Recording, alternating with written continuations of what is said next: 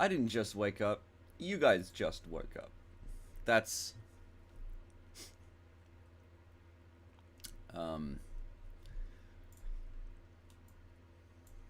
I'm not still setting this up. You're just seeing into the past. That's what you're doing.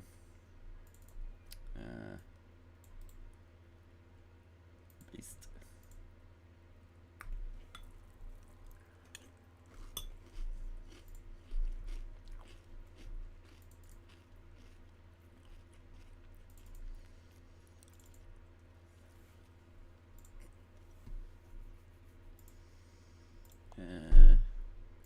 You.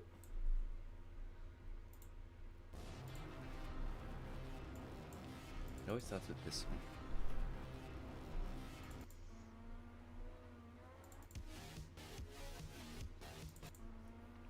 I'm just opening up all of the folders.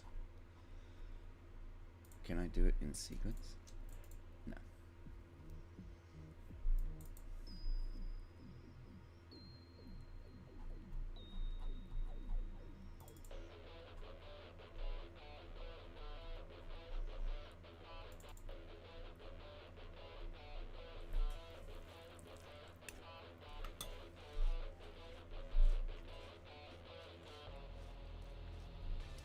Hello, Railfan.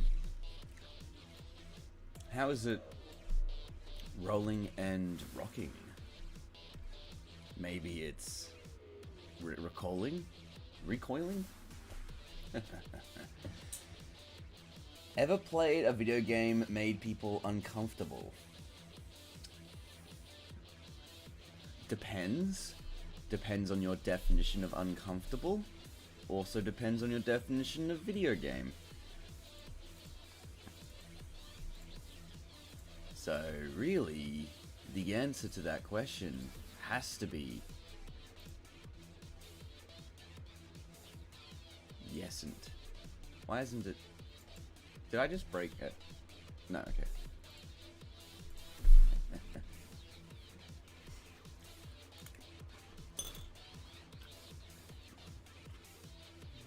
Interesting.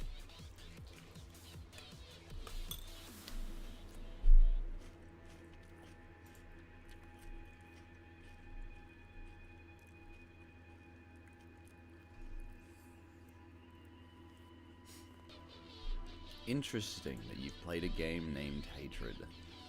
Anything to do with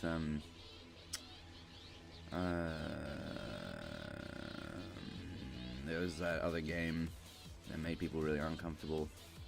I'm pretty sure it was Hatred. Yeah, I'm pretty sure it was Hatred. This is like PS2 era of video games as well. So it probably came out with like Postal and shit.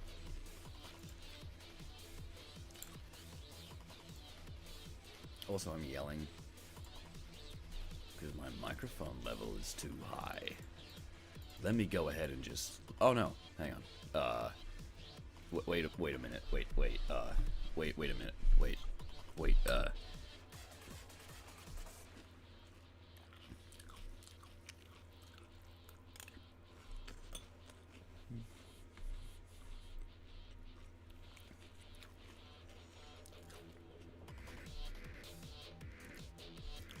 I don't think it got banned because it was too gory and bloody. It's because the video game classification system back in those days wasn't as refined as it is now. The reason why it was banned in Australia is because Australia didn't have a classification system for above mature video games, which is weird and silly. So anything that was too hardcore for that wasn't given a classification and thus could not be sold in Australia. I believe that may be a similar thing in Germany, but I'm pretty sure the Germans, they did actually have a specific strict guidelines for making video games available to sell in Germany.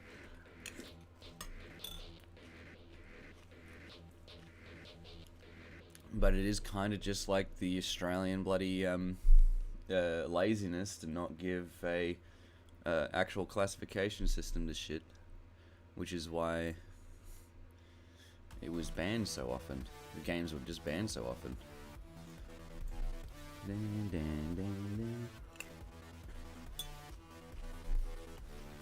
Oh, I have a couple new photos. Oh, I should probably post that I'm live now.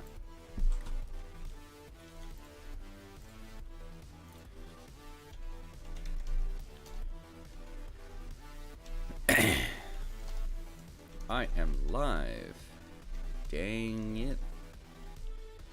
Check up there.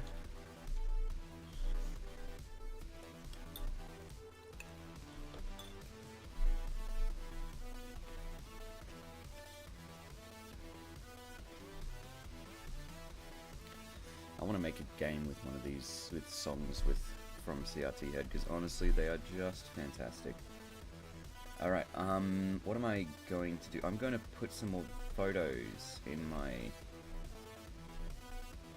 I'm going to put a different photo. General. Let me see. Add.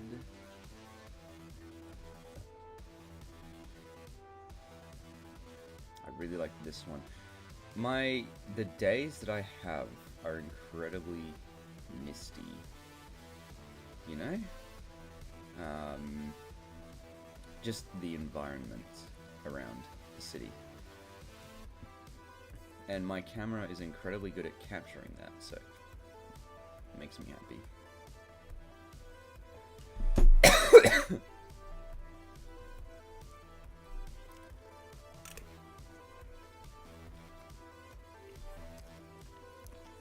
Mortal Kombat is a video game, it's not a TV series.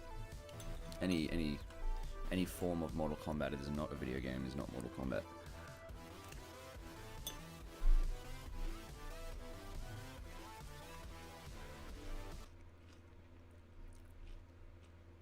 Why? Okay. Oh, there we go. Hang on. Sorry guys. I'm yelling again. Cool, excellent. That's all set up. Wonderful.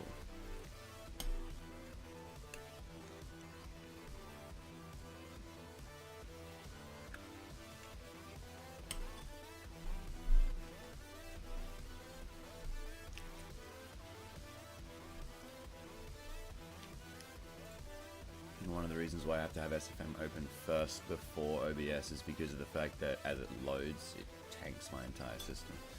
So.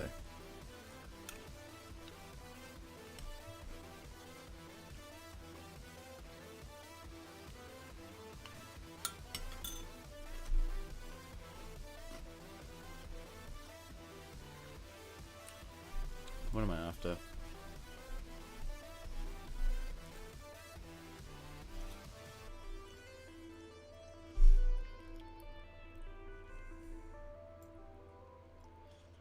You know what I've noticed about myself?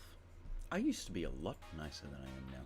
And by that I mean I used to, like, ignore my own sort of thought processes in order to make it seem a little bit friendlier. Like, make myself seem a little bit more friendlier to other people. I mean, there's no real reason for that. We have a parasocial relationship at the moment.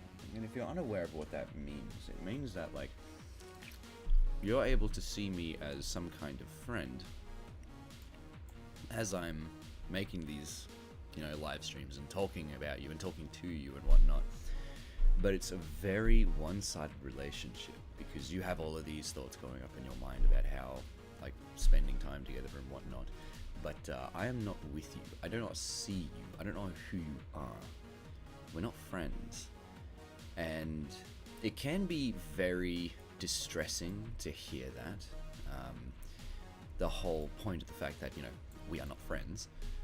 And that doesn't necessarily mean to say that I don't appreciate you being here.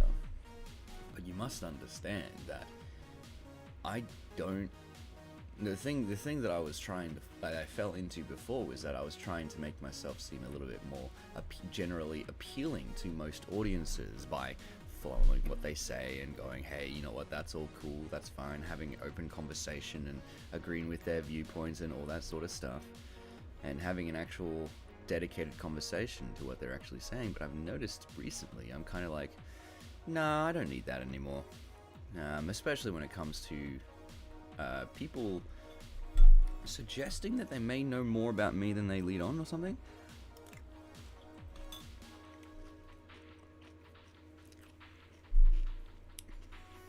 But of course the things that they think they know about me are absolutely incorrect. Which just points back towards this parasocial relationship that may be happening. It's not that I don't care about what you are saying. I can have a conversation about what you are saying, but I'm not going to be instantly agreeable to what you're saying, you know? Like, I'm pretty sure a previous me would have said, yeah, I mean, you know, I appreciate the Mortal Kombat games and, you know, the Mortal Kombat TV series, they try to milk it, but you know what, it's what they're doing is fine, you know, what they're doing is sort of thing. But me, I'm just like, if it's not a video, me now, I'm just like, if it's not a video game, it's not Mortal Kombat, you don't have to worry about it. Don't make such a big deal about it, man, like, come on, man, like, come on, man, come on, man, don't make, come on, man. Alrighty, which of these photos am I gonna pick?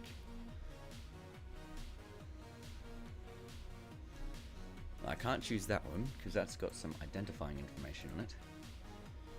I like this one.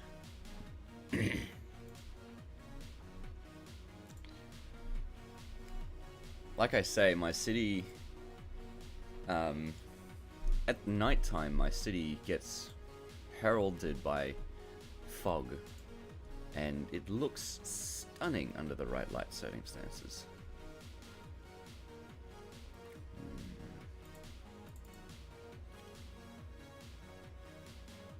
And I suppose the other thing about what I was saying about this parasocial relationship as well is that, like, I used to care a lot more about other people's opinion, but the thing is that I'm not doing this for you, you know?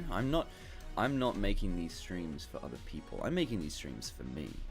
And that allows me to be able to do an entire stream when no one watches and I won't give a shit, because of the fact that, again, I'm not doing this for you, I'm doing this for me. So, that is why when it comes to having discussions about specific topics on certain things, I may be willing to, I may be not willing to. And I'm not going to field any line of discussion that I don't really care much for. This is a nice photo. Unless it's, like, directed towards me or whatever.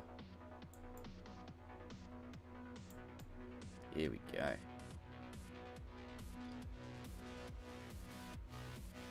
I like that photo.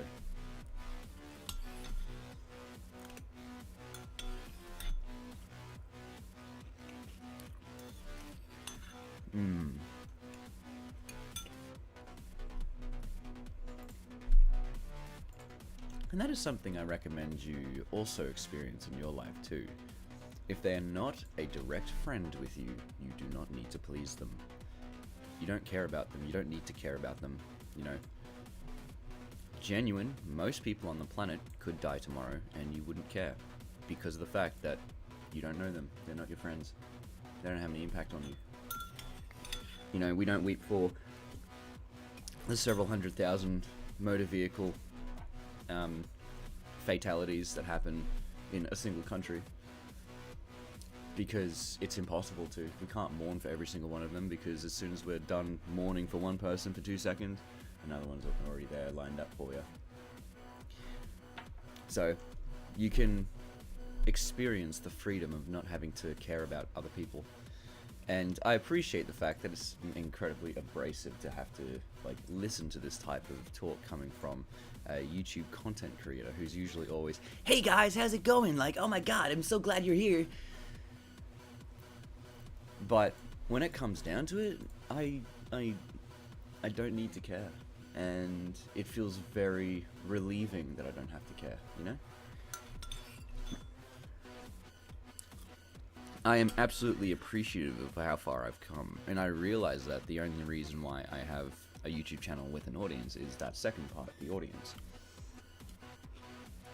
And I vastly appreciate the people that do watch my content and come and watch my live streams.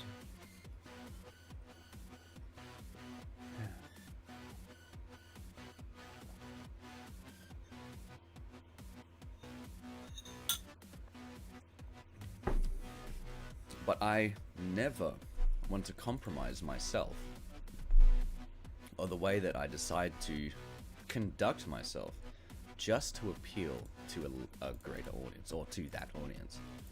I want the audience to be there to watch my content. And I don't want to compromise my content to meet with the audience. What are you crying for? What does it... What are you doing? Okay, try again. What does Y-E-S spell? Yes. What does E-Y-E-S spell? Ease. A-S. You're making me... You breathe. Yeah. E- Yeah. What does E-Y-E-S spell?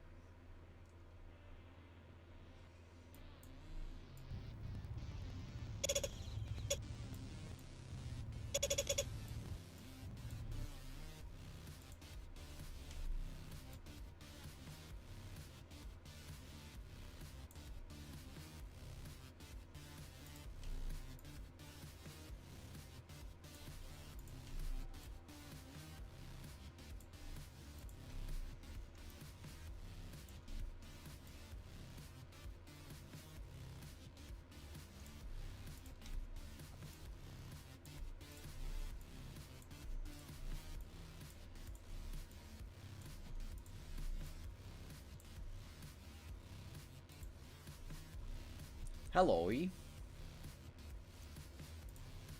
you actually say hello there? You did say hello. I did get that right. I'm like, what the hell? That's one too many letters for the word hello.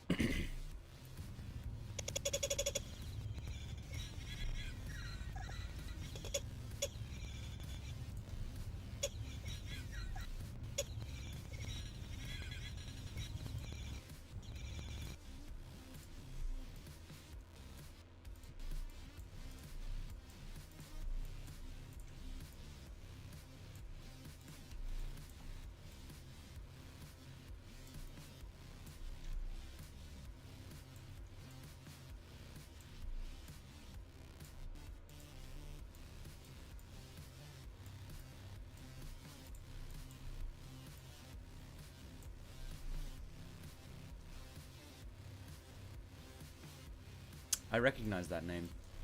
Ilya Yakimov.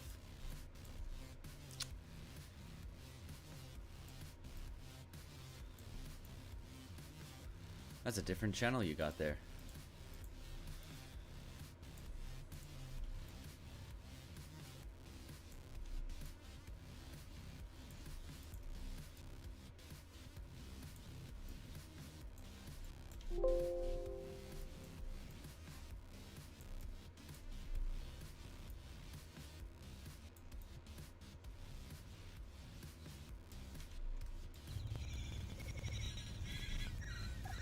Ease.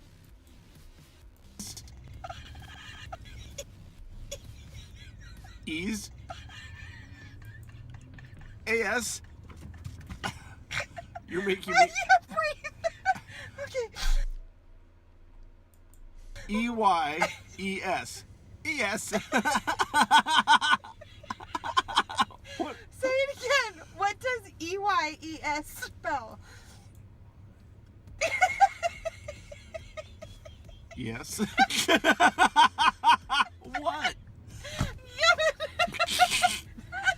You're making me cry. What? E-Y-E-S. E-Y-E.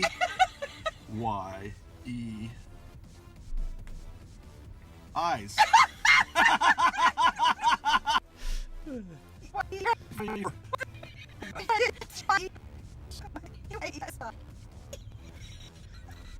Ease.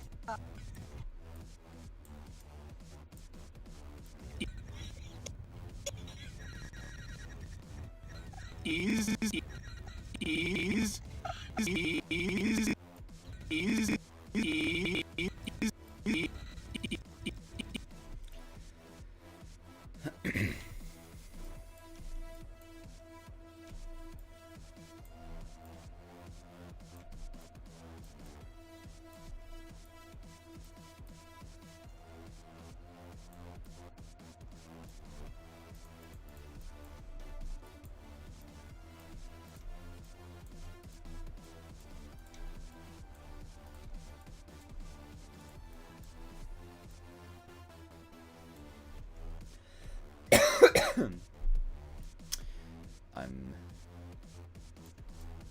Despite the rant that I had before, I am glad to see you guys here. But do be mindful that, again, it's like, you're my audience, you're not my friends. You shouldn't necessarily just be here because you believe it's part of maintaining a friendship. I want you to be here because you want to watch the content. And you want to see how it's being made. Ease.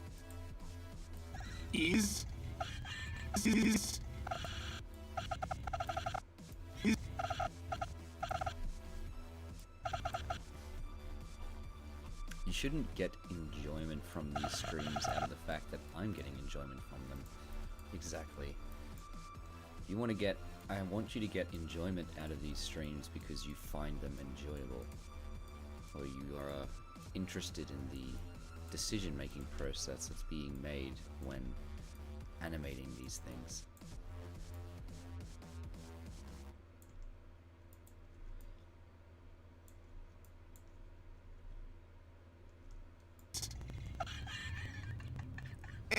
Ease.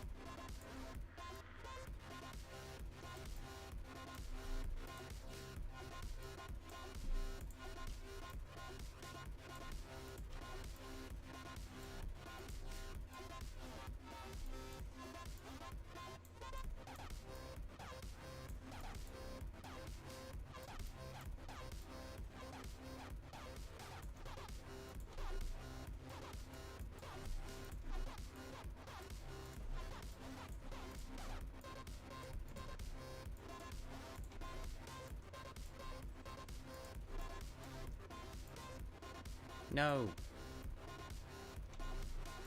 Yes.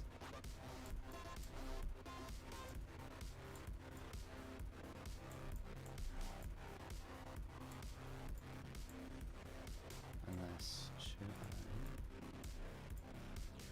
I... Oh, no.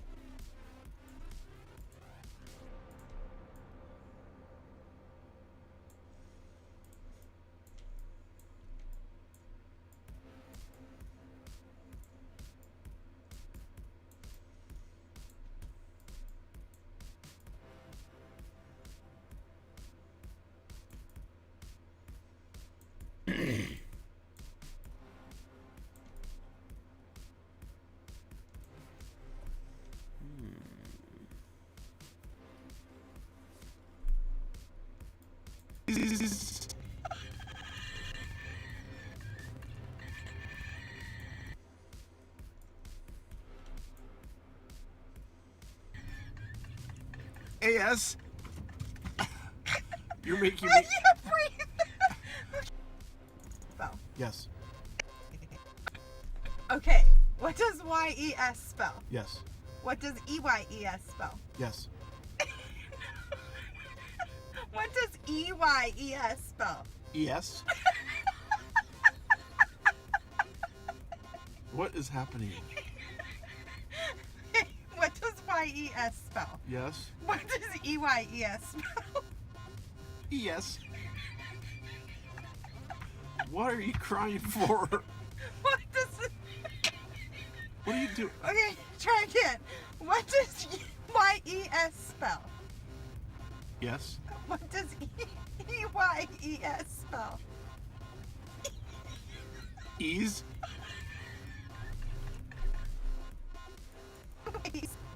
Ease. Again, this animation is just filling me with life. Ease. It's incredible. Ease.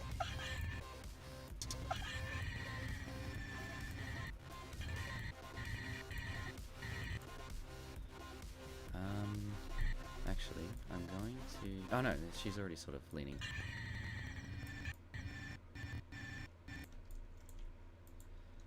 What? That is kind of the sound she's making.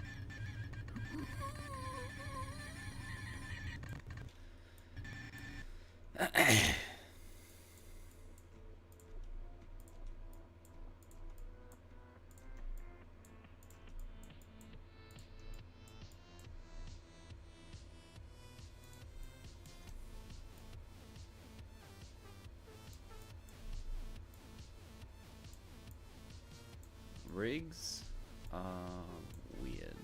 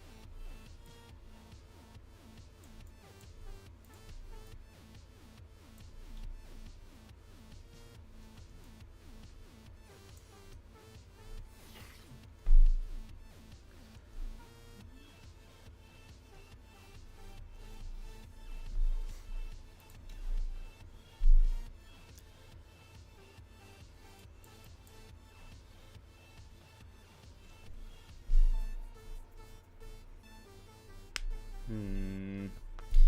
Hmm. Hmm.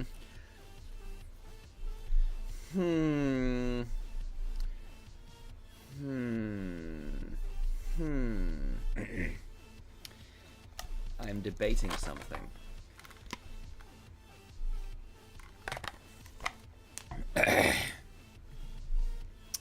I'm debating whether or not to have the guitar in such a position that if a pear butter was to fall backwards, she may hit her head on it. The reason why I'm debating this is because it would be nice to have some more dynamic props in the scene. So the basics is that Big Mac is going to have, Bright Mac is going to have to try and move the guitar out of the way. The thing I'm hesitant about is that that would cause him to fall over on top of pear butter. And that's gonna be too naughty for YouTube. We can't have wholesome...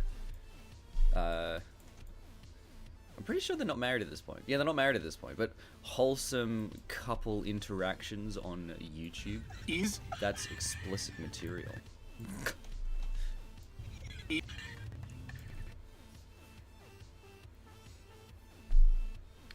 But it will be undeniably adorable.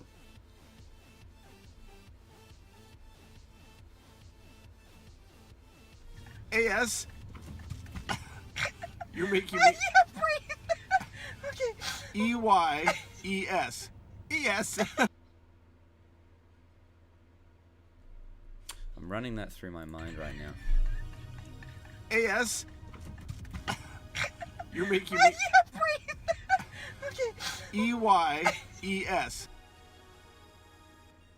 No, I'm not gonna do that actually, because I do want pear butter to fall over here. AS. That sound is gonna be pear butter falling over. You're making I me. can't breathe. Okay. EYES. ES. And then for this point, Okay. EY. I want her to be like hunched over. She's wiping a tear off of her eye, and then she goes, "Woo!" And as Black Mac starts saying EY, she's gonna be like, huh? Like just kind of hunched over and looking in that direction. What do you do? Okay, try again. What does YES spell? Yes. What does EYES spell? Ease. AS.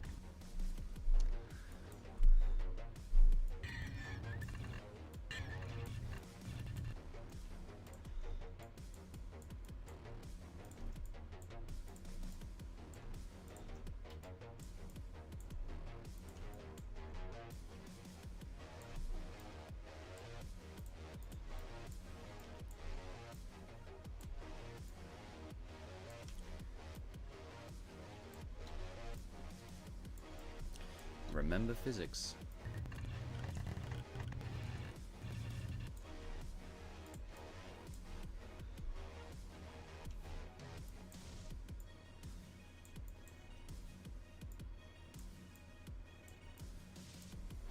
Why do you do this?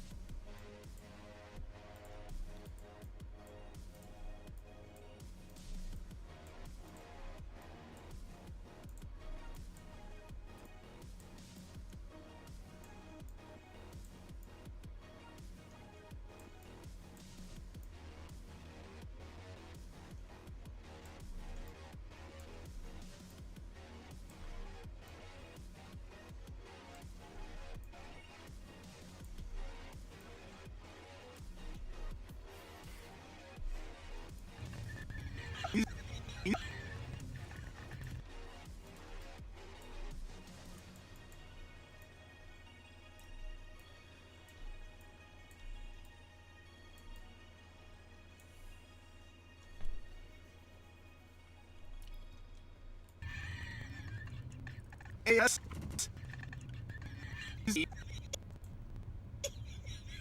Ease. AS. AS. You're making. AS. AS. You're making I me. can't breathe. Okay. EY.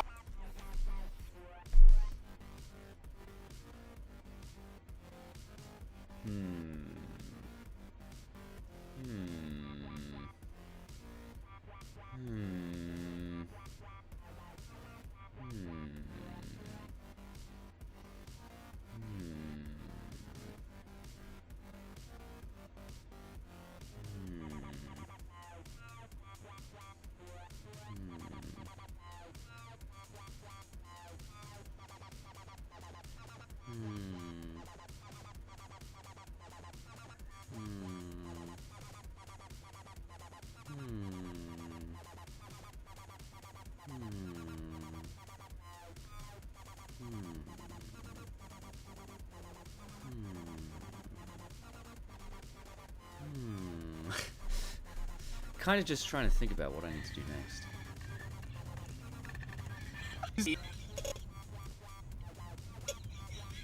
Ease.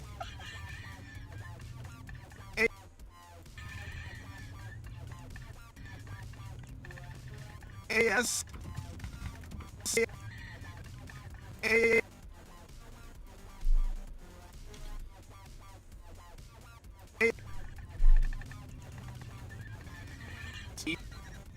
Ease.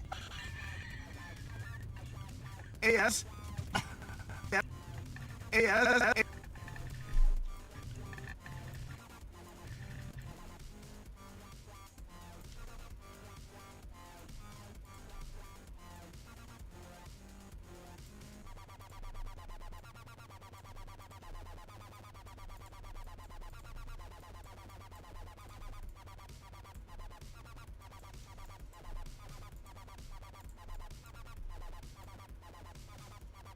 Oh, and by the way, to answer your question, no, there hasn't really been a TV series that's been ruined by an ending.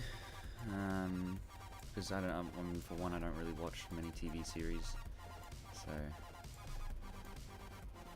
Oh, I know one TV series that's been ruined by an ending. My Little Pony. Nah, it was a pretty good ending. To be honest. It's just sad that it's gone. Alright. AS. AS. AS. No. AS.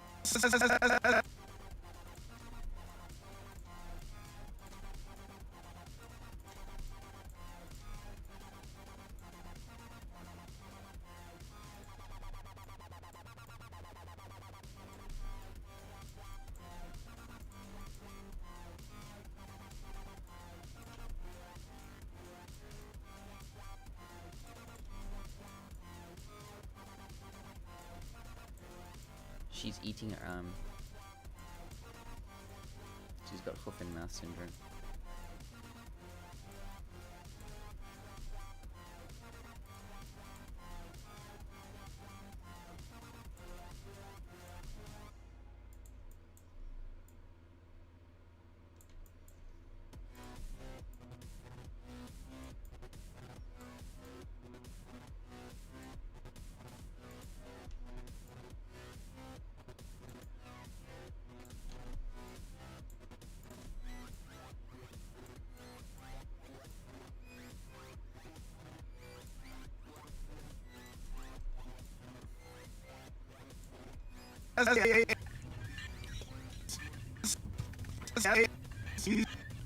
Yes. Yes.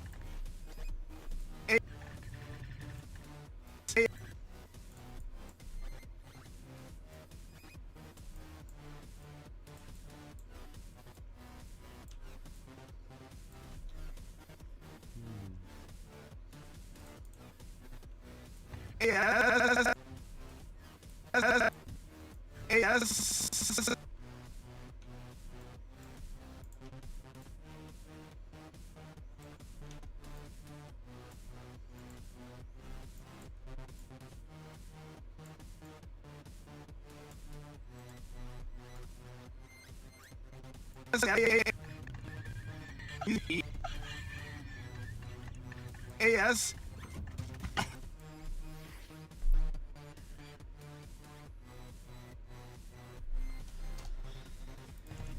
AS. You're making me. AS. AS.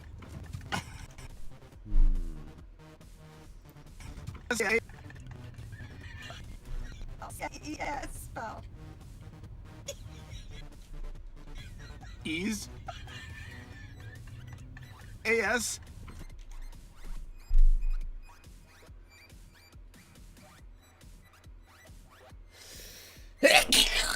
Alright, I'm just gonna grab myself some more water and maybe a coffee. I am going to be right back. Alright. And also get rid of my brekkie bowl. And maybe brush my teeth.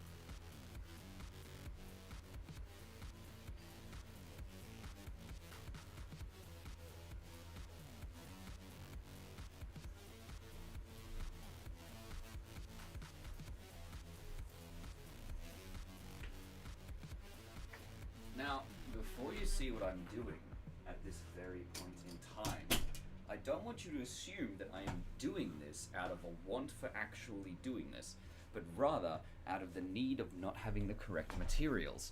I am currently grinding my own coffee with a mortar and pestle.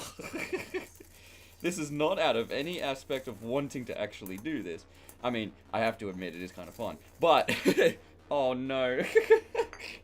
What have I done?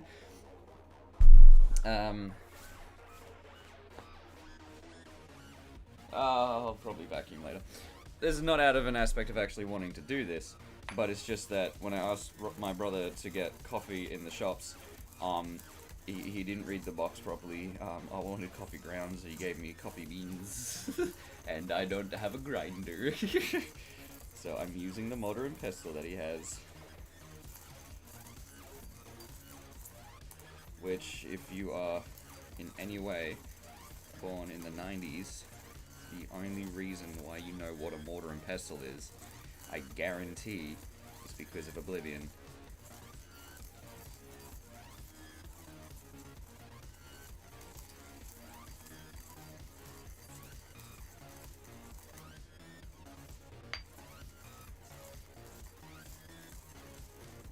Like, there's nothing about this that I think actually improves the process. There's no like, oh, it like enhances the flavor. No, there's nothing of that. Genuinely, it's just because I do not have a grinder in my house. I've got a blender, but that's a bit too big for the amount of coffee that I want to make. And you know what? This is kind of fun.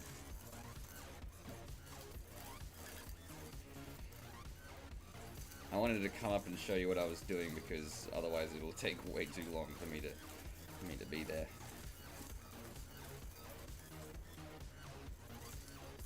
But I reckon I should get a grinder, a coffee grinder.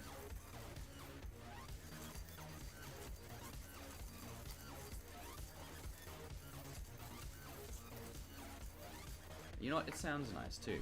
Hang on. Pause the music. Start. Again, I'll just tip over my heater. Turn that off.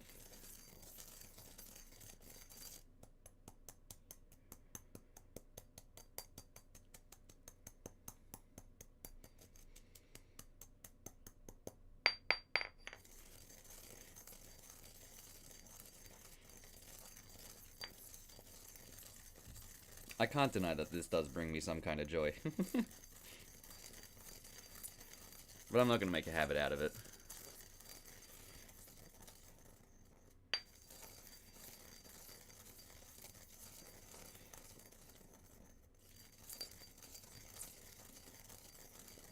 Fuck, maybe I will. But just maybe not like breathing into it so I blow all the fucking pieces everywhere.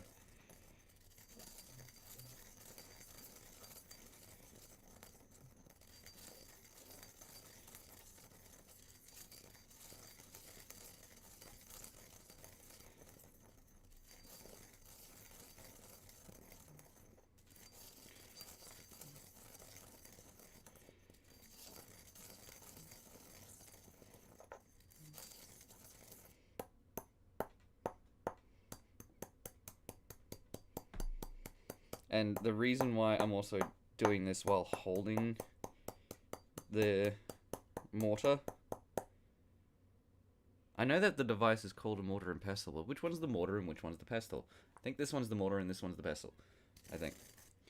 The reason why I'm holding it specifically is because of the resonance. Because if I did it on the desk, my microphone is on the desk, and you're going to hear what kind of a mess that's going to make in the noise. Ready? Are you ready? I'm not ready.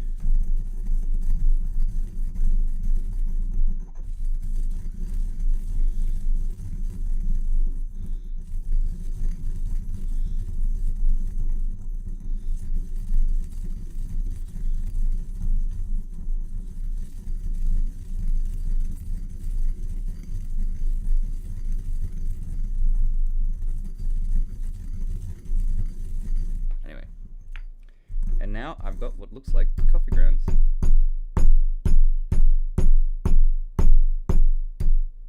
Anyway.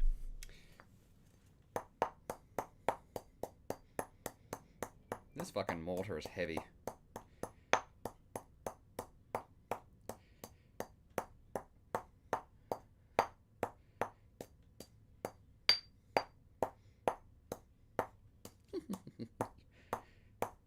Crush, smash, destroy, grind into dust. Ah!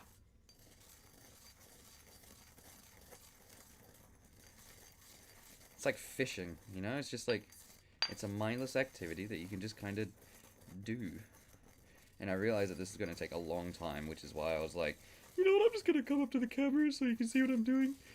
And more importantly, why I'm doing it. Because I don't have a fucking coffee grinder on me, and this wasn't a choice. But you know what, I'm enjoying myself anyway.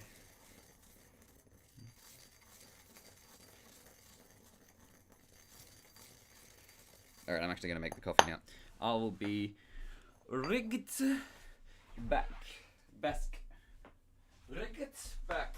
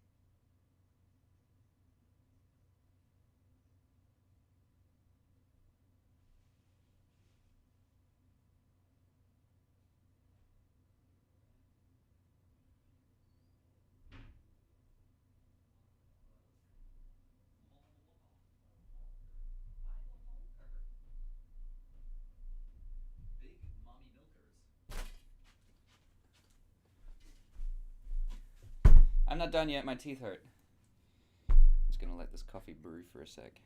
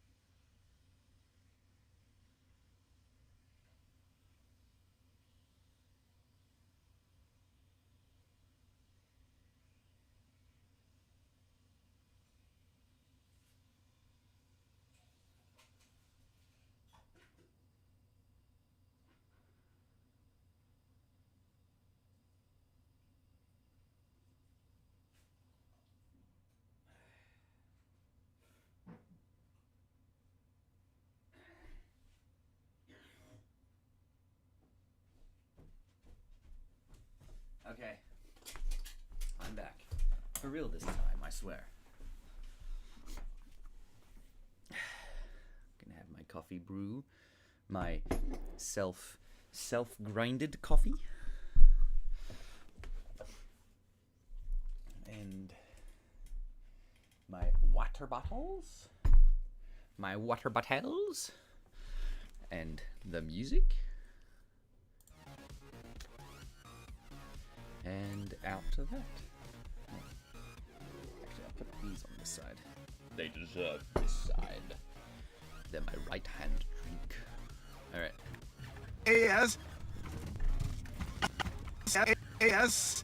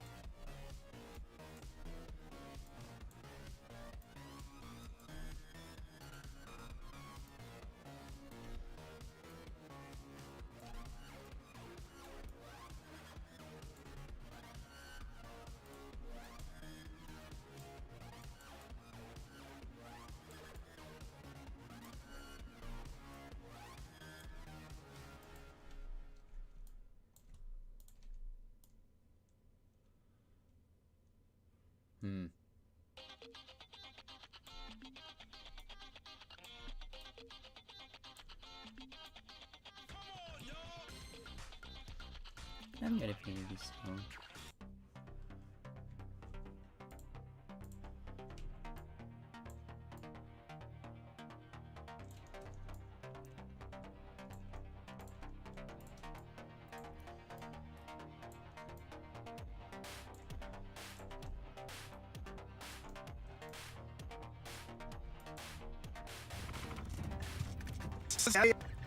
Yes.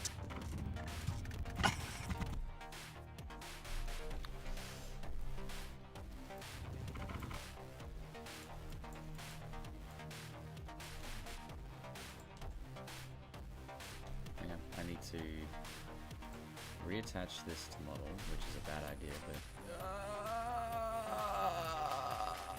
what have I done?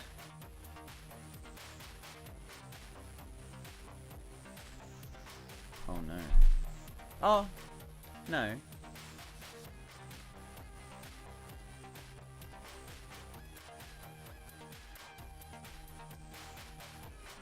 Alright. Let me just save this one real quick. I shouldn't have saved. I'm pretty sure I can detach the rig.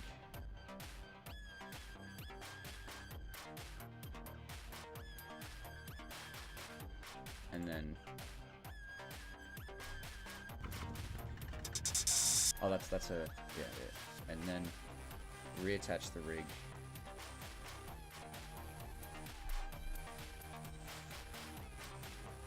And it should be fine. Yep, alright, cool. Yep, excellent.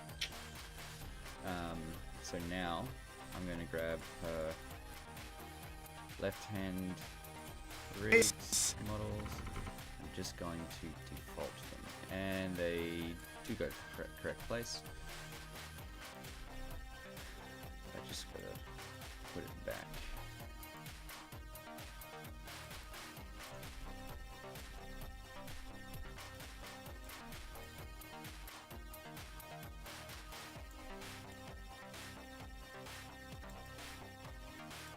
It is blue.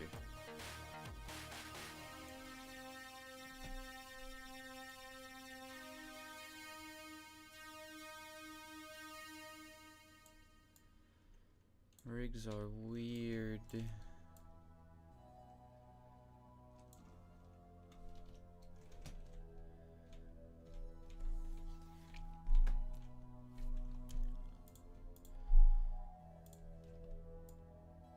Okay, there we go. That's what I'm after.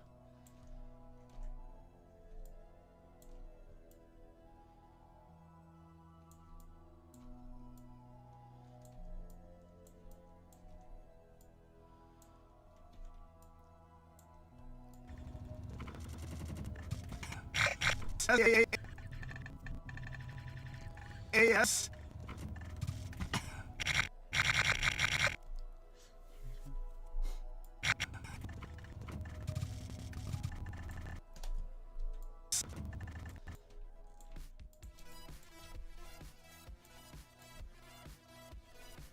Oh. AS.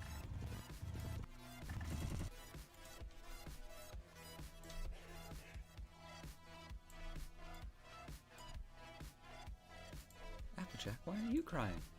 Applejack cries on the inside, Twilight. It's true. When was the time you were most depressed? Out of your friends, which are you? Honestly, I think that, like, you know, grinding your own coffee with a mortar and pestle, like, really allows the absolute flavor to kind of be able to be unlocked. Like, because, like, if you use, like, metal instead of stone, then, like, you know, it sort of diminishes the overall aesthetic and the appeal of the coffee. You'll get a stronger coffee with better taste if you actually grind it manually on a mortar and pestle. If you want to go even further, get rid of the pestle and just use your fingers. That's the best way to actually grind your coffee. If you individually grab each atom and rip it apart from the coffee molecules, then you're actually gonna get a better roast, dude. Like, you know. That's just like normal knowledge, you know? Like, oh wait, hang on, I wasn't doing this right. Oh, bonjour. Je m'appelle Dick. It's because it's a French press.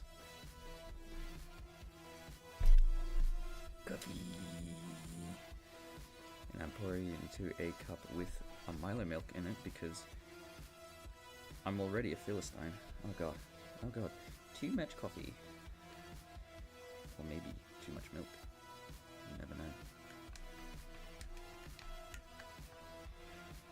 I like me mockers. I feel like... Are mockers an Australian thing? Putting chocolate in your fucking coffee? I don't think so.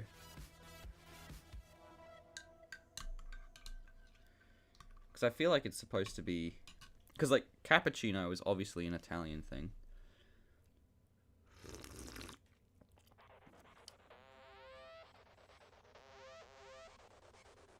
Tastes like shit. Well, it doesn't taste bad. But honestly, I don't need to be fancy. I'll probably just fucking use an actual fucking grinder next time, so.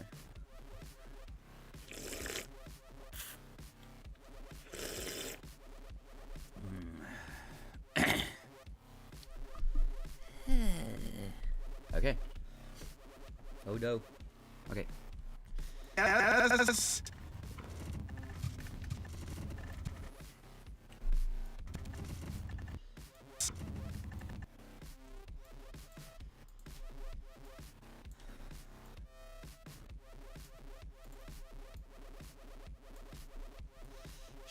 She's gone, mate. She's just fucking gone.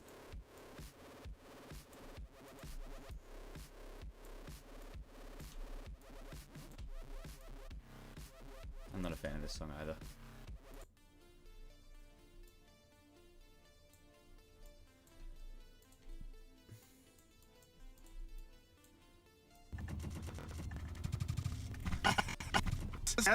Yes.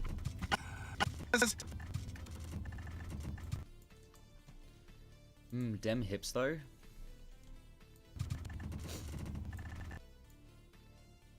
I gotta appeal to the mass market somehow. And everyone knows, everyone loves hips.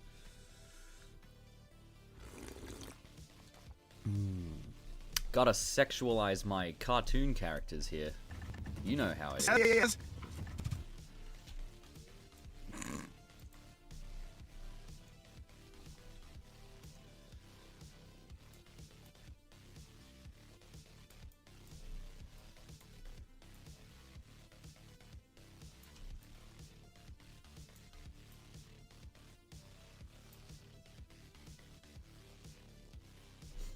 I'm a lot better at doing falling when I don't have rig on.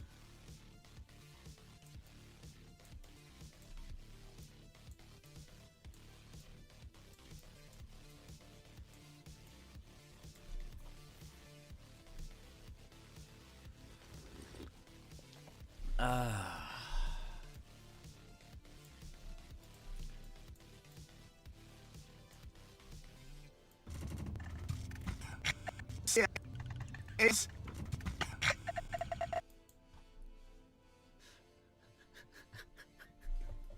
God damn. All right. Yes.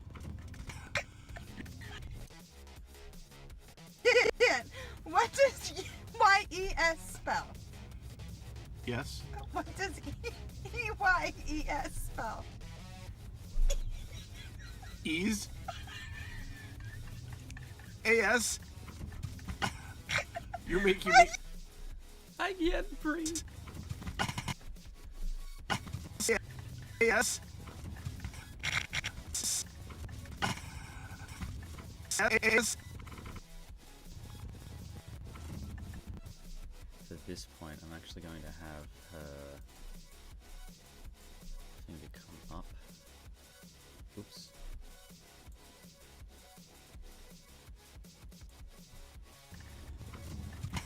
You're making.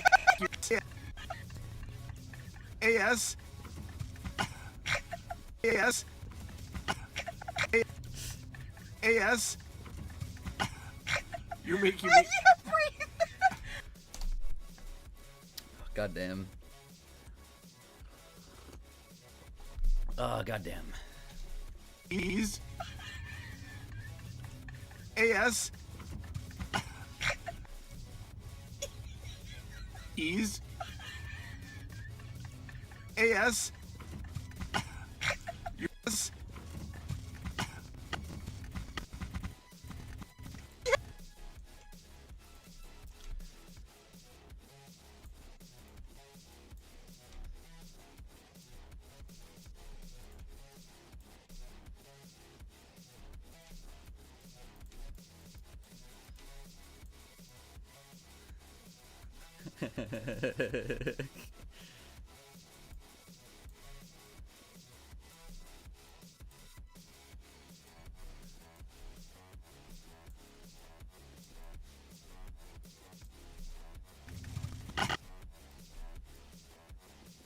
You're making me cry. What? And this one's gonna come all the way out here.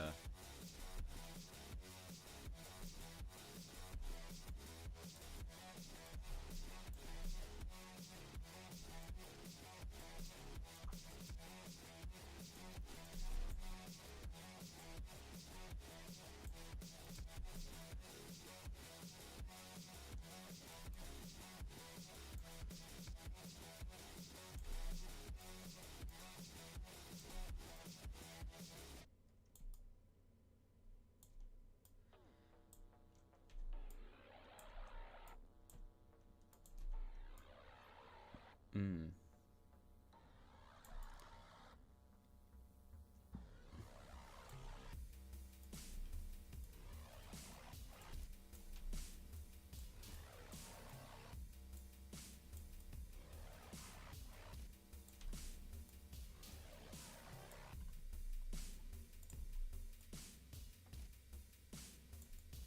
That's better.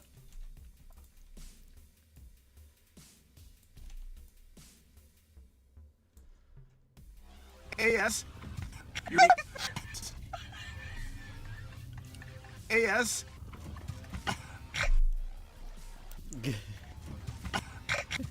AS. It's great.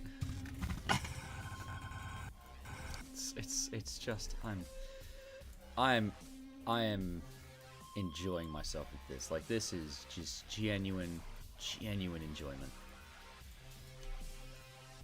I realize it might sound like I'm enjoying myself with this, but no, like genuinely, like it's a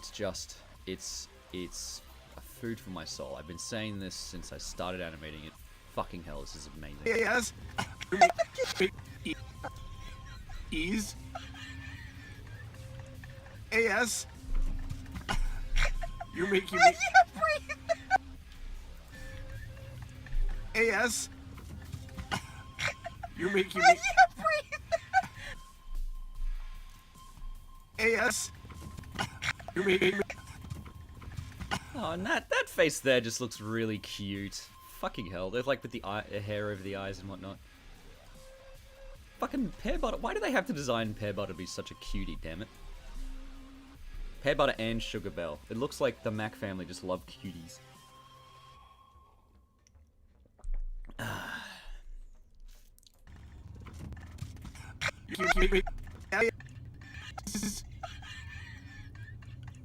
AS.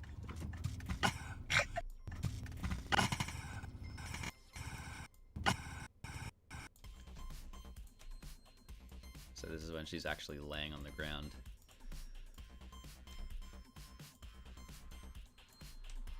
This is gonna come over here.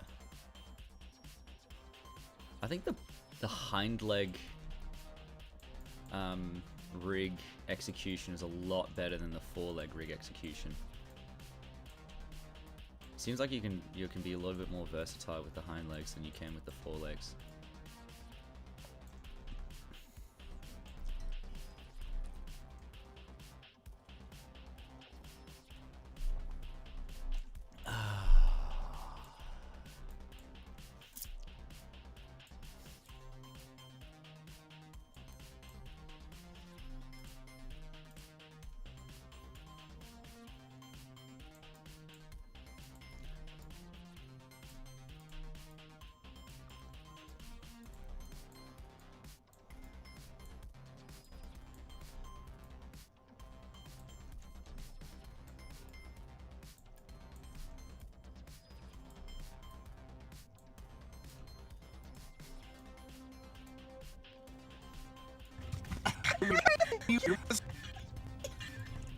AS.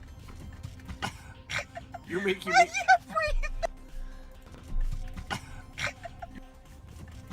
You're making me. You're making.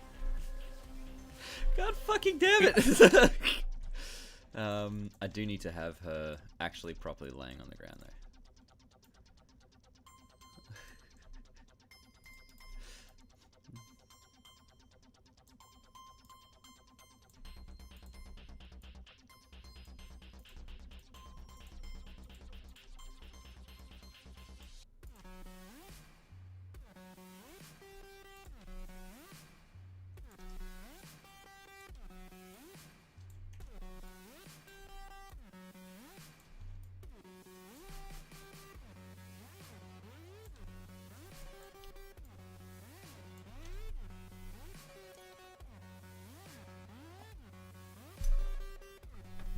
No!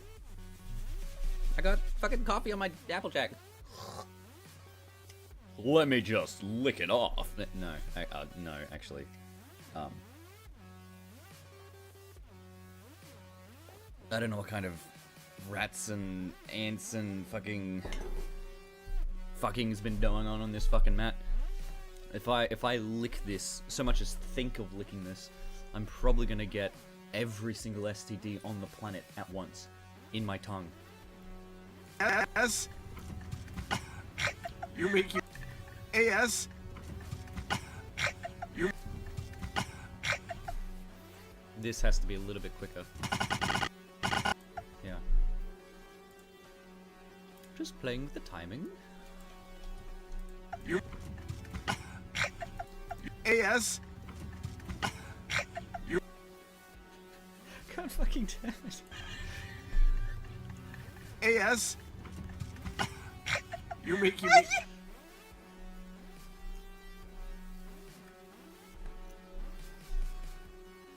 Yes. What does EYES spell? Ease. AS. Dun, dun, dun, dun. Let me just grab his view target and make sure it's assigned to her head.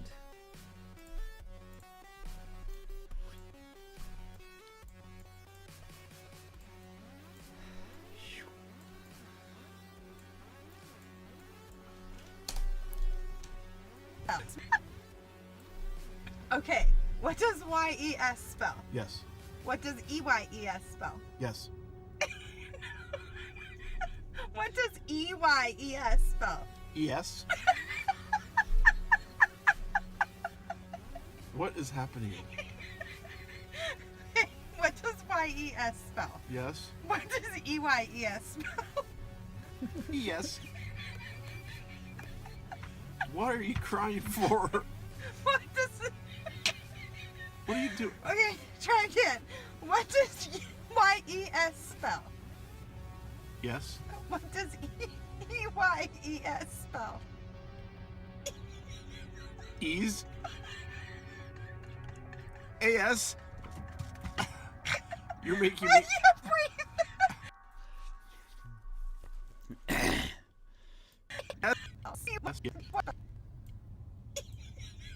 Ease. AS. It's just, he just says AS and then fucking Pear Butter just gets knocked out. Ease. AS. You. AS. You.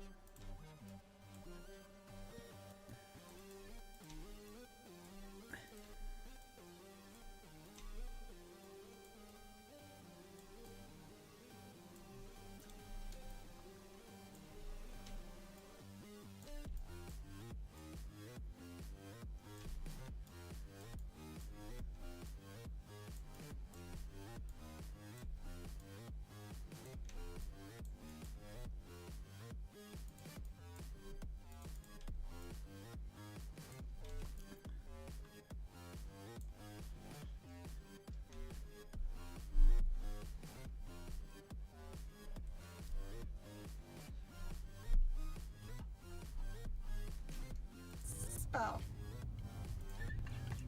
AS. You make you. You make. You make. You make.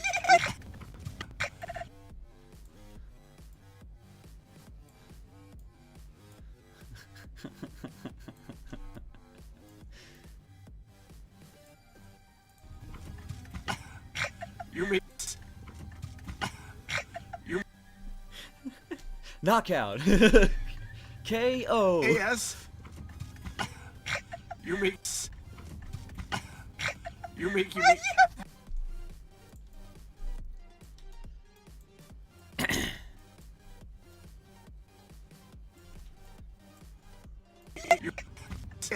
E A S.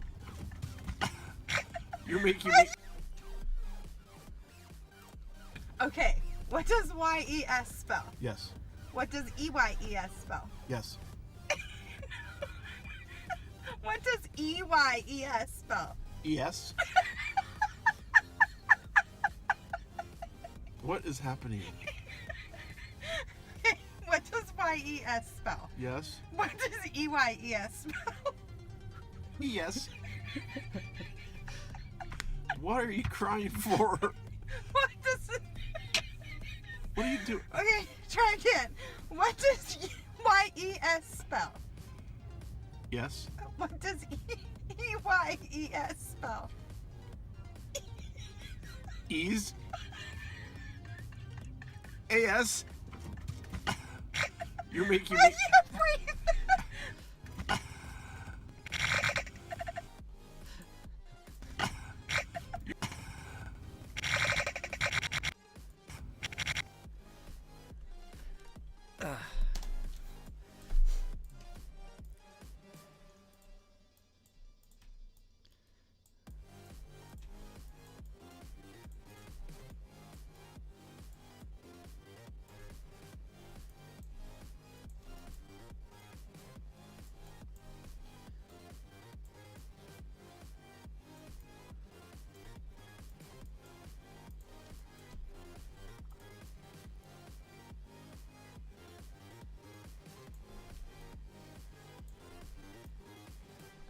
I might have to actually...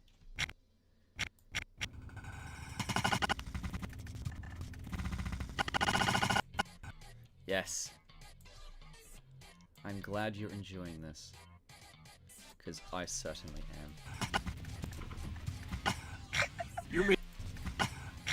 You're making. You're making.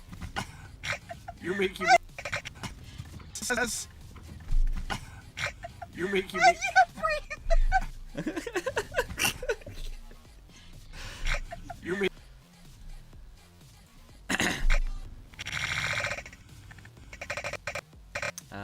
This has to be delayed slightly.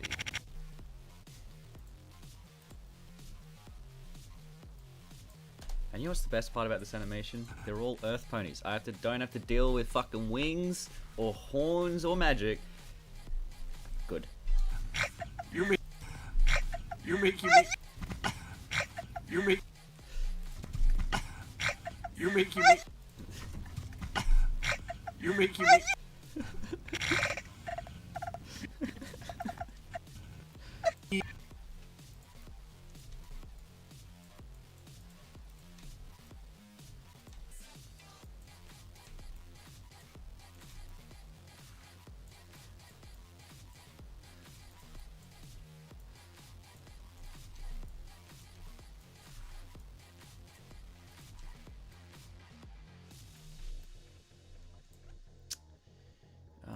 The foot has to come down? No. The knee has to come up. Yeah, there we go.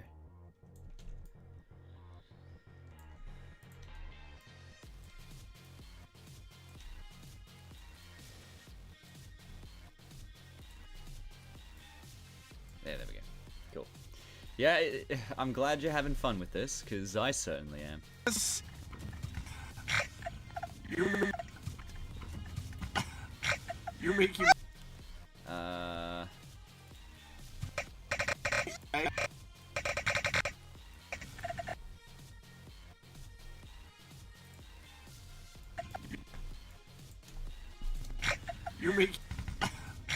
You're making. You're making me.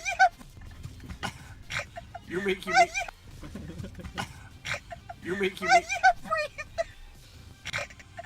You're making me.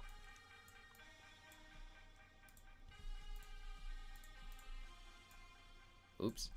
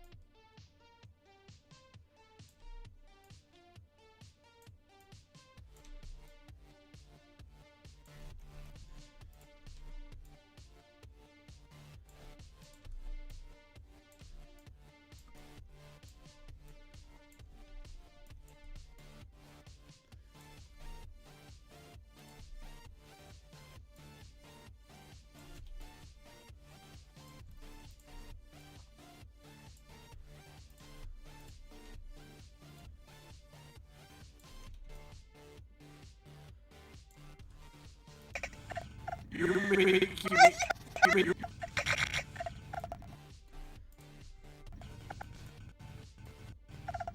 Oh. You're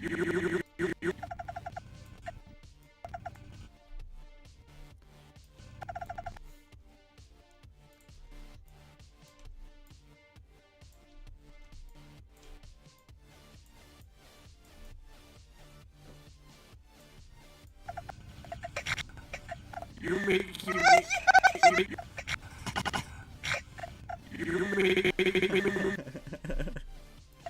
You're making me. I can't breathe. Okay. EY. Okay. What does YES spell? Yes. What does EYES spell? Yes.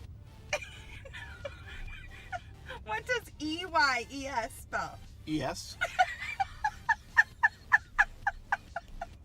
What is happening?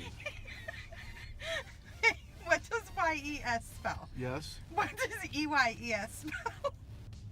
ES. What are you crying for?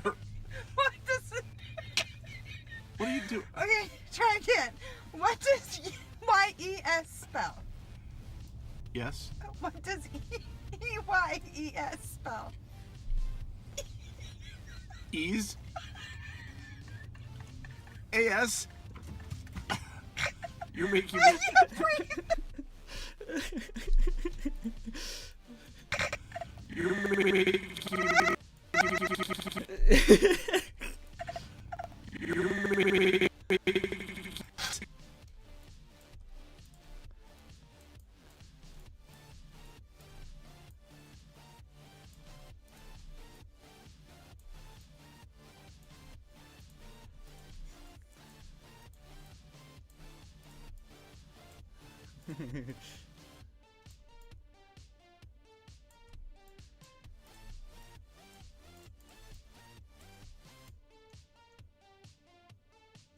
Aw.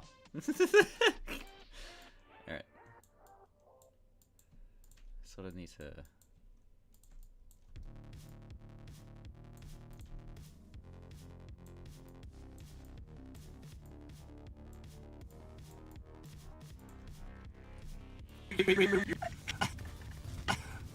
You're making me.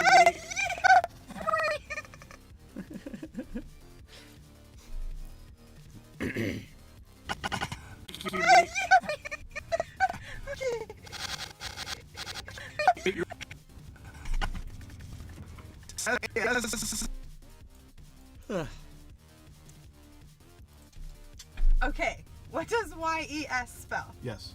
What does EYES spell? Yes. What does EYES spell? ES. What is happening? What does YES spell? Yes. What does EYES spell? ES. What are you crying for? What does it... What do you do? Okay, try again. What does YES spell? Yes. What does EYES spell? Ease. AS. You're making I me. can't breathe.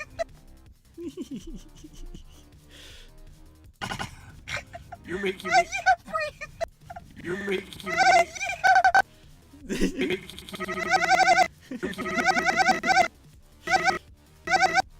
Yes, there's a lot of that in animating this. Just the sound of that's you'll hear a lot of that.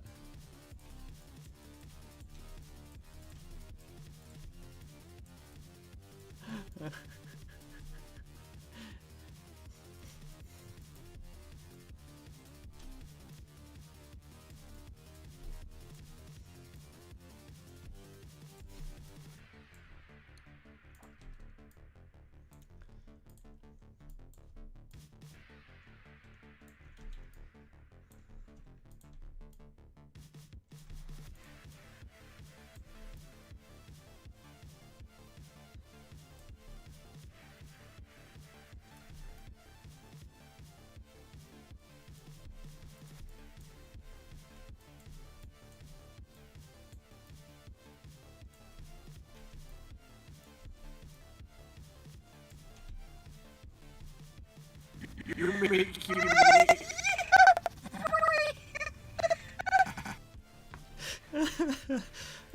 You're making me. You're making me. Ease. AS. You're making me.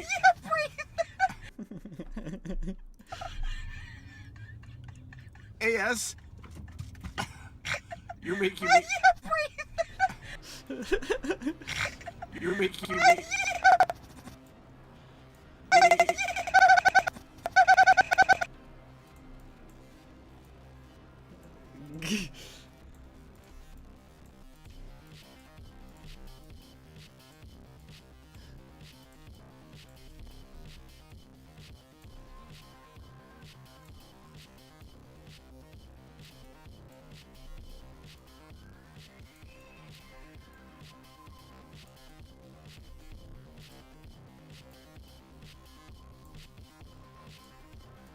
And that's what you really want to avoid when you're using rigs.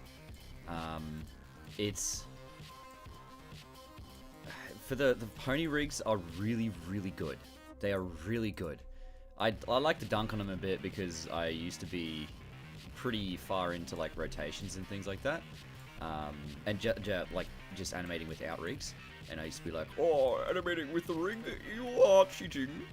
And then I realized that like, if you're not cheating, you're not animating efficiently. Because that's all what animation is. It's just a series of cheats to make your brain feel like there's characters that are moving on the screen. And if you're good at cheating in this, then you're good at animating. That's all that is. Cheating is just another word for efficiency. But the difficulties that come with using a rig is the fact that, yeah, you'll have times where the rig tries to put the arm like backwards or something, and then it just doesn't look right. And that is just a symptom of the fact that the rig isn't perfect, or at least it's not perfect in this sort of close quarters sort of thing, or rather, it is perfect, but the situation that it's in is not. Because that's sort of like the whole idea with programming, because these are just codes that are being used, is that the program itself is perfect. There's no way that a computer program is not perfect, like absolutely perfect. If it wasn't perfect, the program would break and it would crash.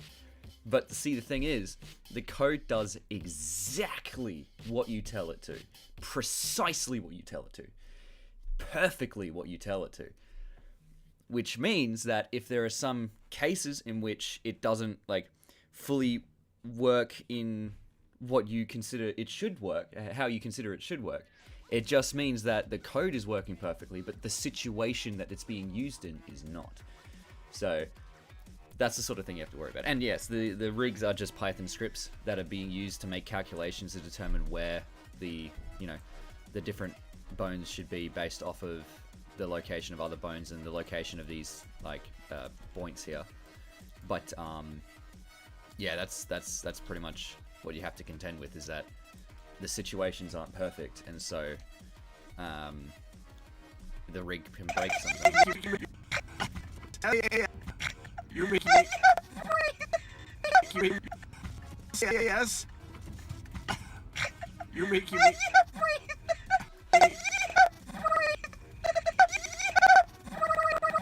You're making me. You're making me.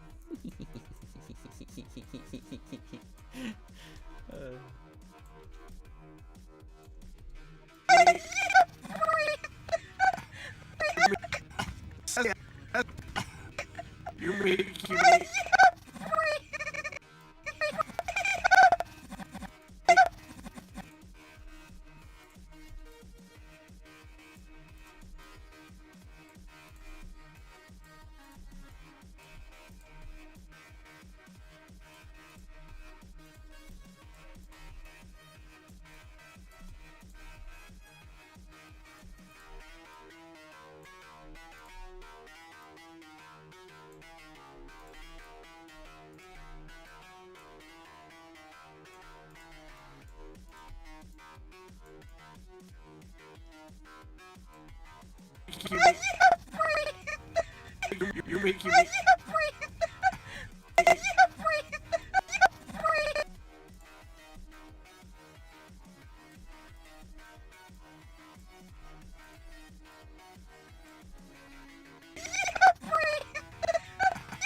You're making me. That's a bit too quick.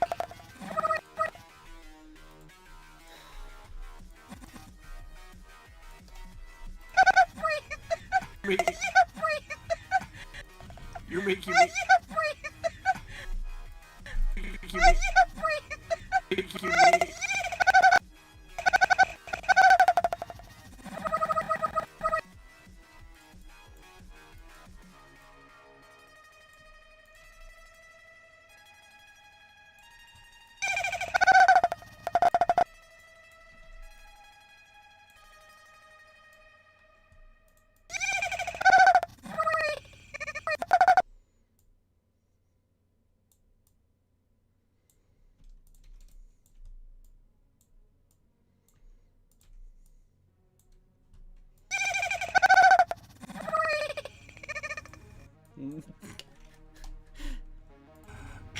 You're making me.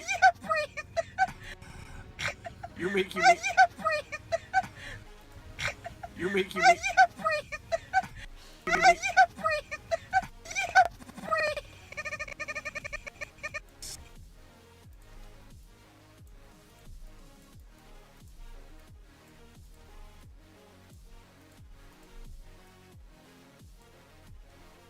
This is such a good song.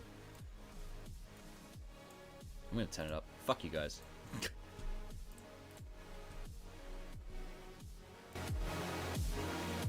I'm gonna start again. Here we go.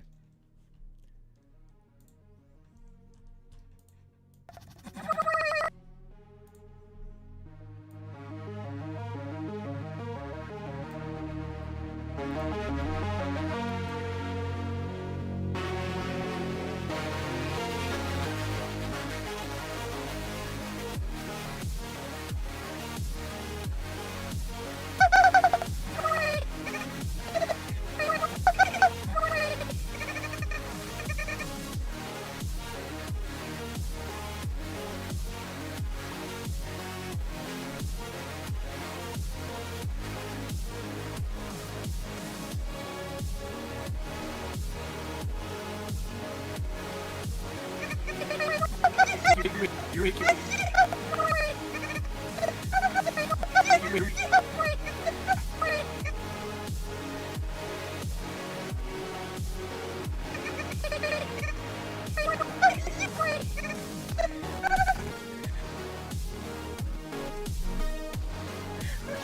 EY. You're making me. You're making me. You're making me.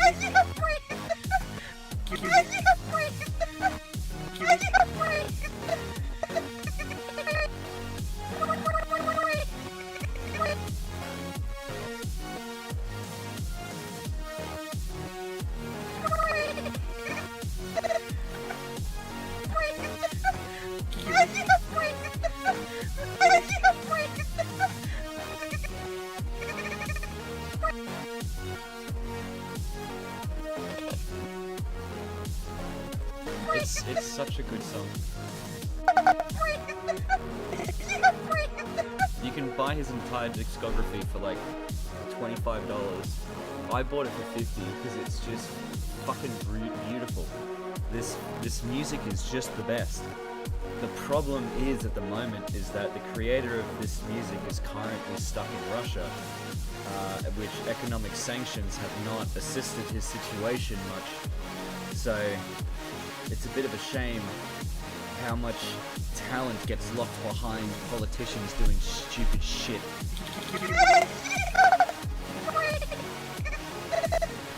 So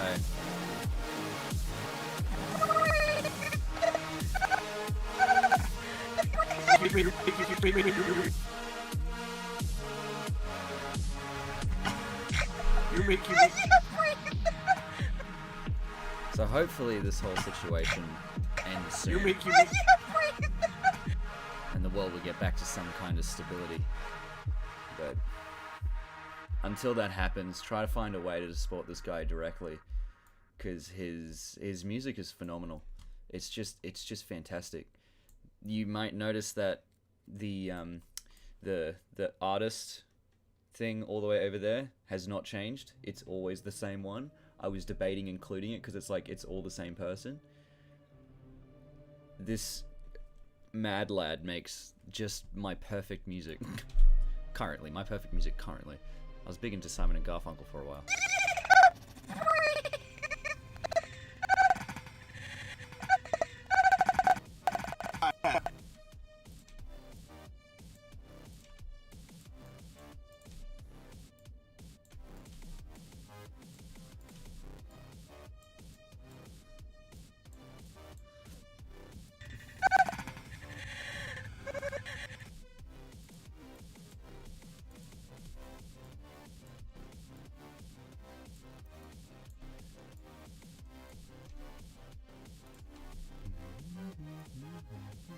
Oops.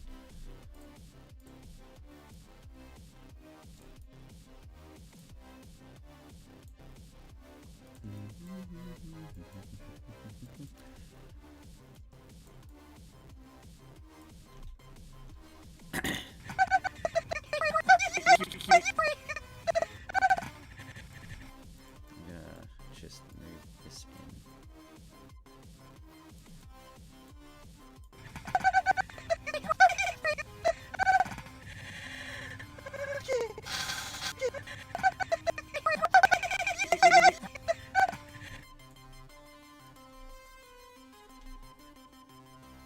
Oops. That's one of the other things about blocking using a rig, is that there are some cases in which the spline or the smooth motion in between 2 points of a rig actually causes the rig to malfunction. Or rather, causes those situations in which the perfect rig fails. Or seems to fail, that is.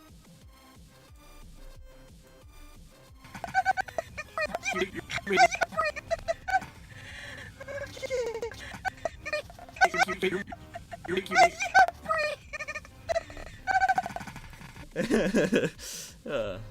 You're making me.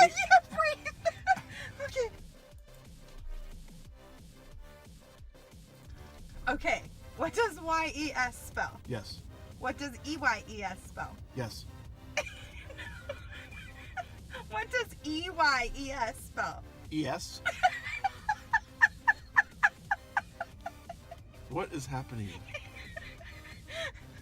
What does YES spell? Yes. What does EYES spell? Yes. What are you crying for? What does it...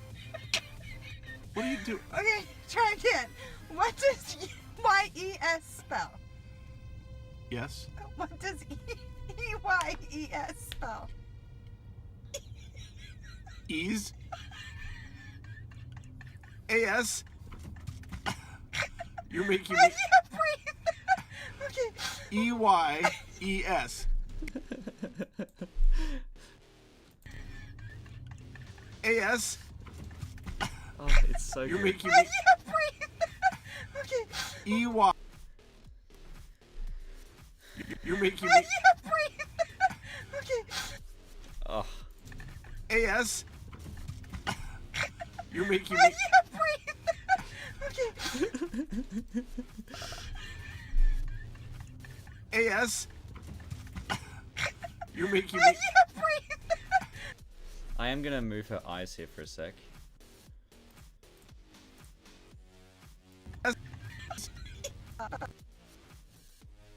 This is another one of those excellent songs.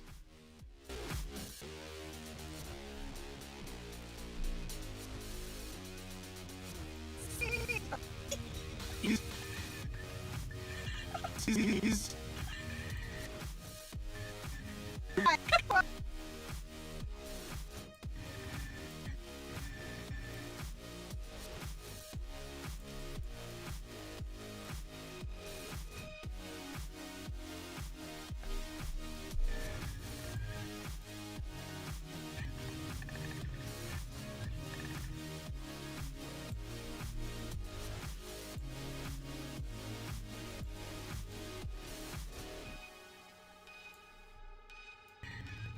AS.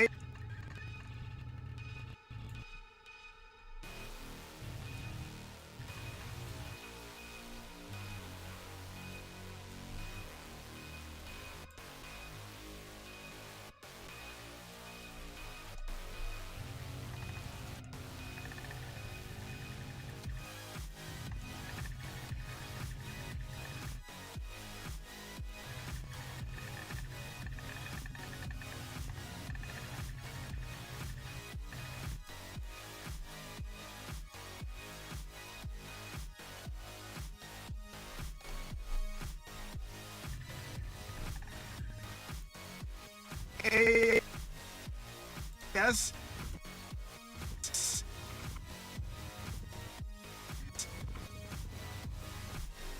And of course, like, the eye positions that I'm making at the moment, not only are they not going to be final, but also most of them are probably going to be covered by me scrunching up their eyes.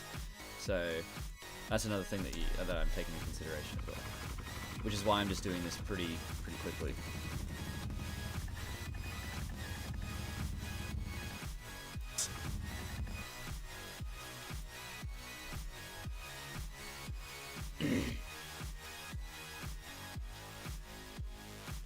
Looking at the camera? Nah.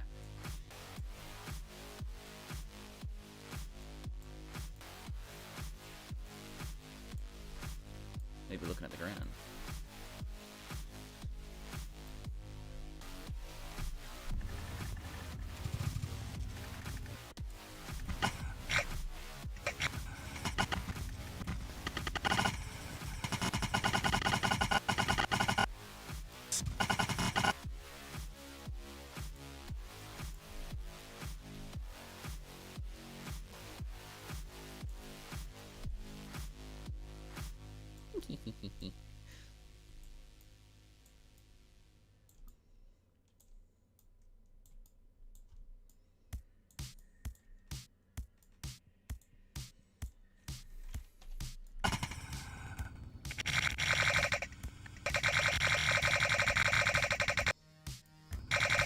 Damn it.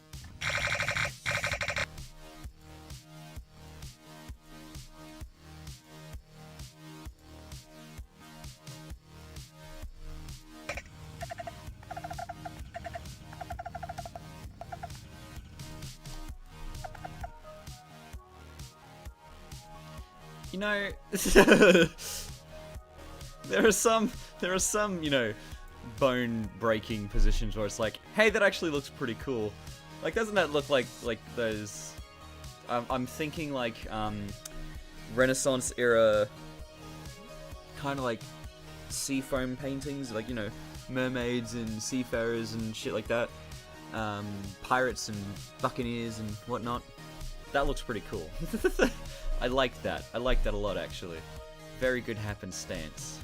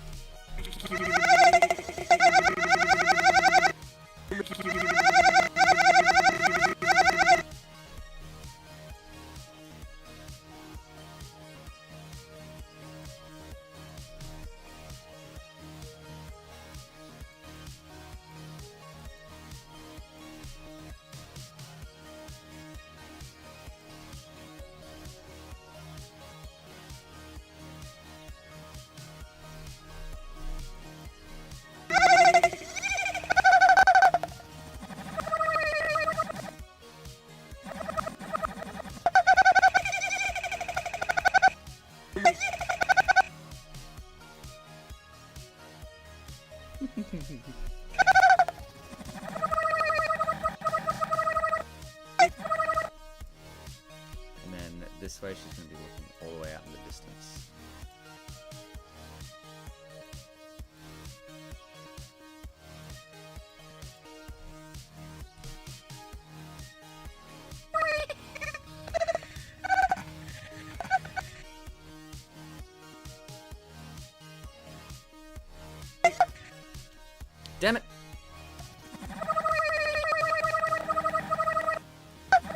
Like the transition between the two poses here before breathe and I can't and breathe. This transition here.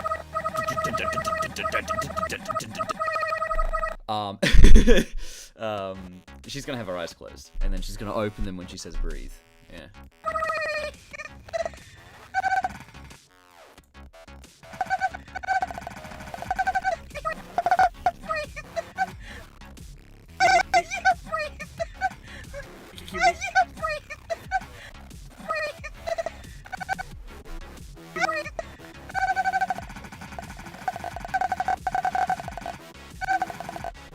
This was the song that I listened to where I was like, I'm buying his entire fucking discography. I listened to 2 of his songs. That Overdrive song that I played on max volume before, and this one. And I was like, just take all of my money. Okay.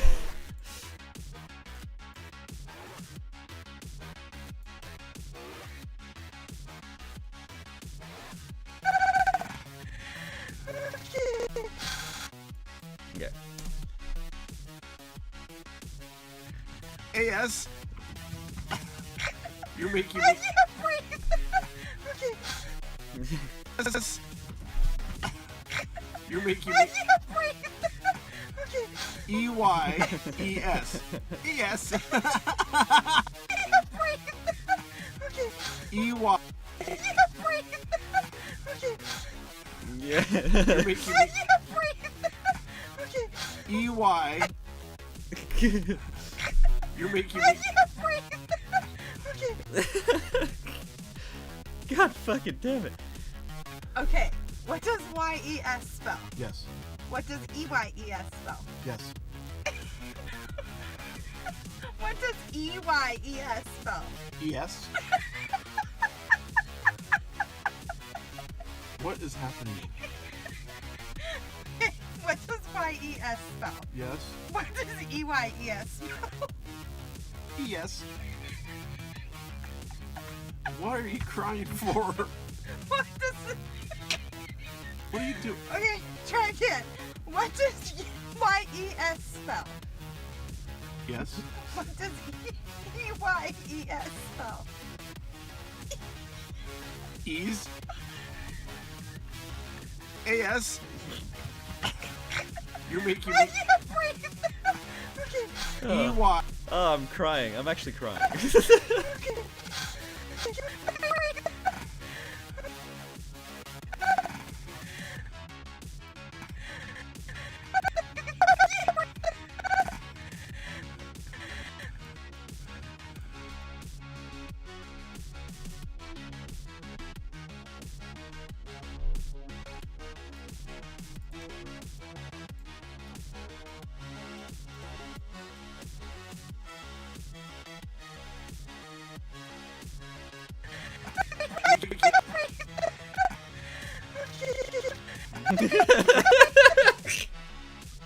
Just the sort of the 1,000-yard stare and the okay. Okay.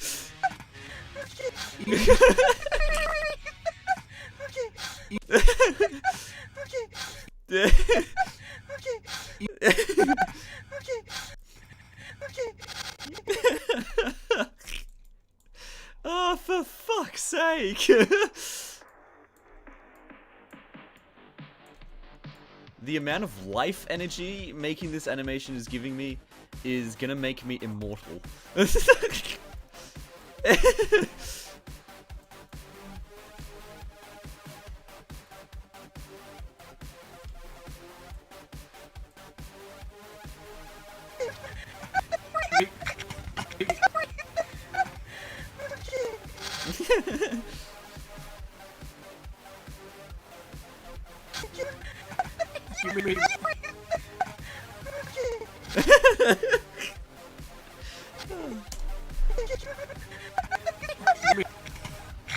You're making me. EY. EYES. E. EY. E.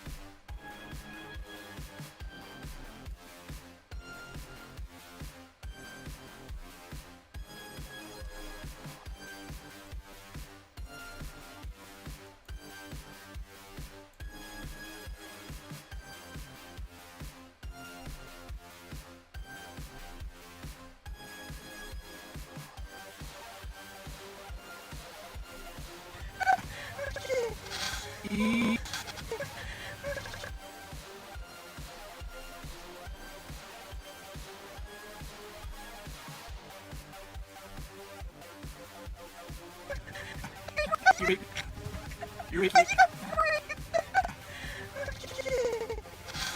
I can't breathe. Yes. You're making I me. can't breathe.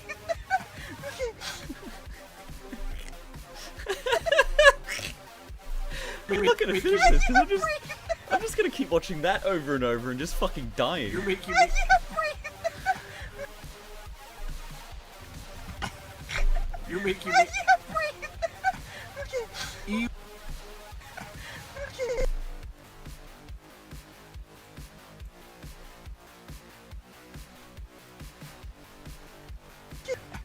You're I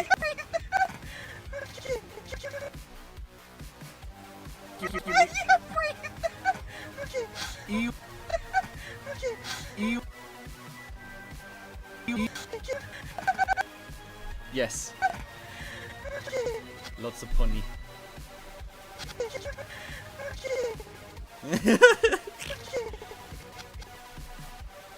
Okay, so I'm going to ratchet this up, move her across this way, and then I'm going to move this back and sort of move her finger in here so that it looks like she's bracing more on her hoof there.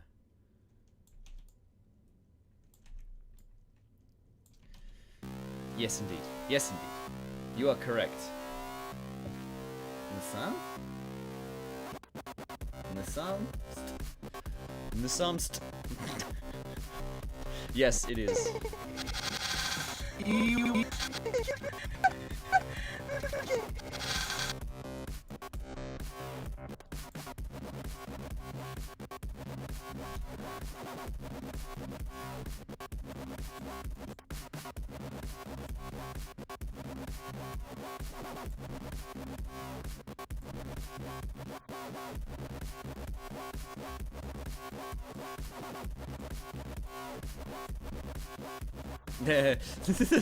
Sorry, I was just going on the sort of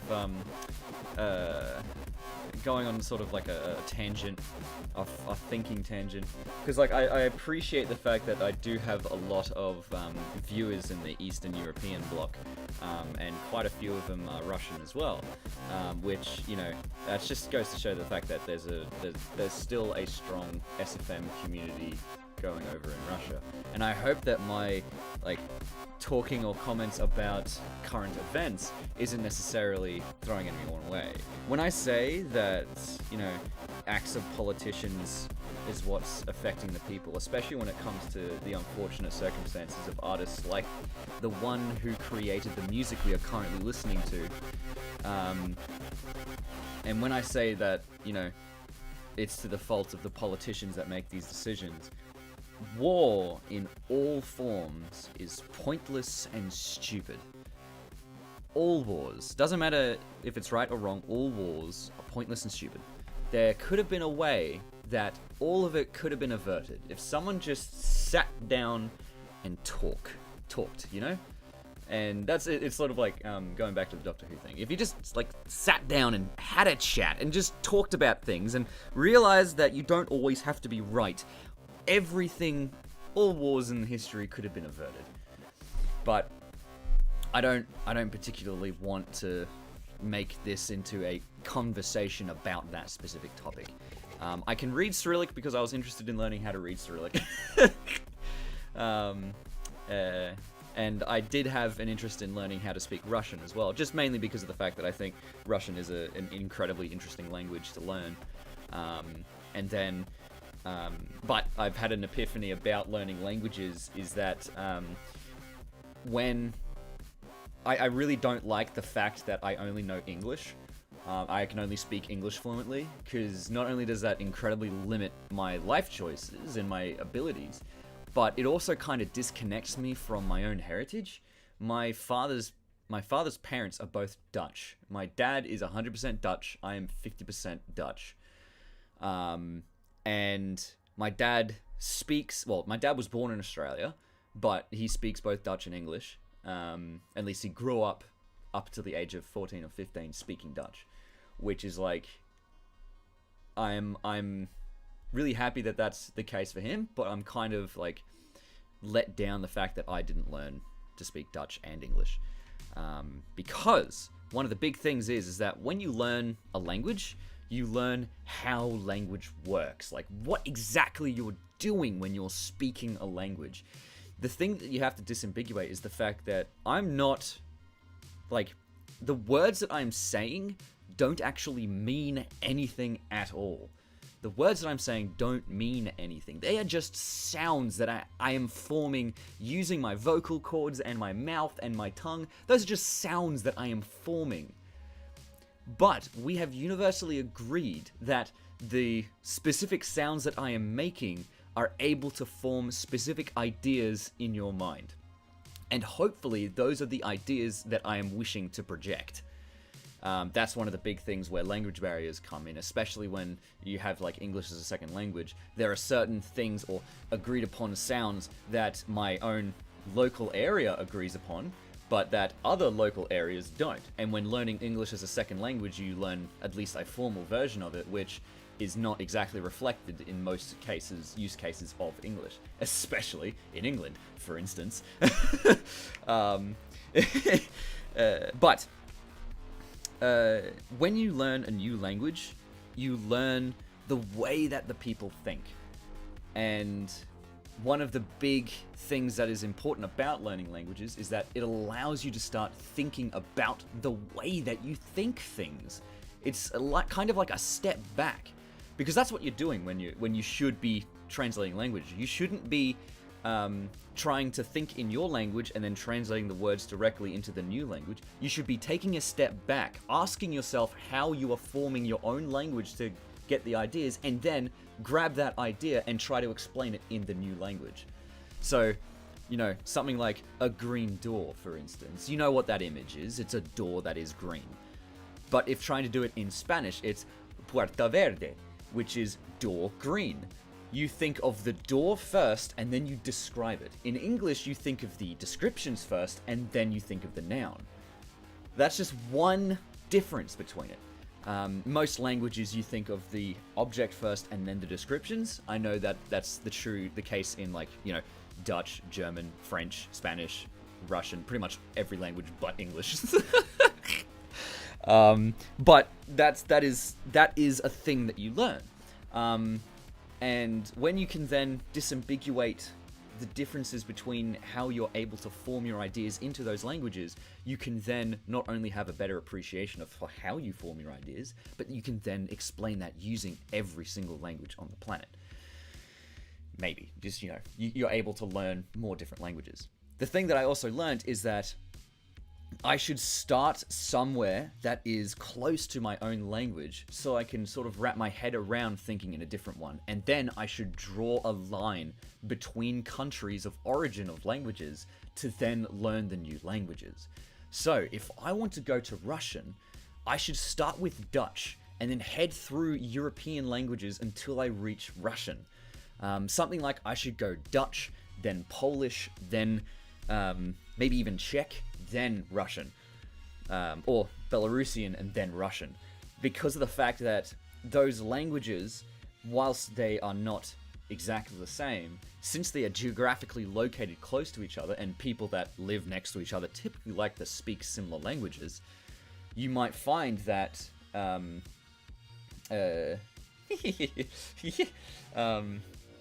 you might find that you're able to easily learn the language that you speak. And that's one of the reasons why Europeans can speak 4, 5, 6 different languages, is because they usually speak the languages of the areas around them, plus English.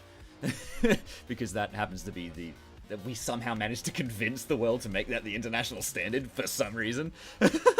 Well,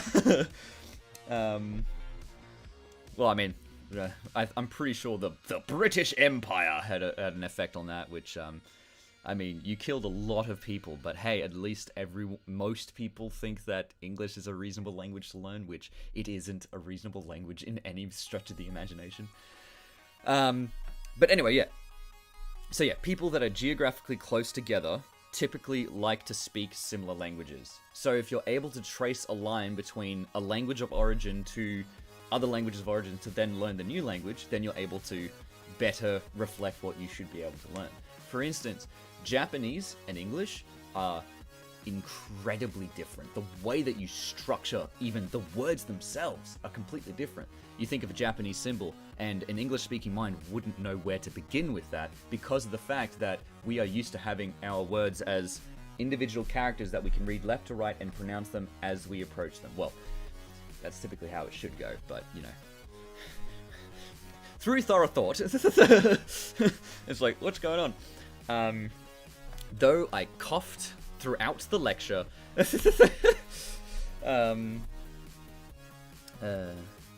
I managed to get through it. Anyway, yeah, so typically we see a word, we read it from left to right, and that's easy.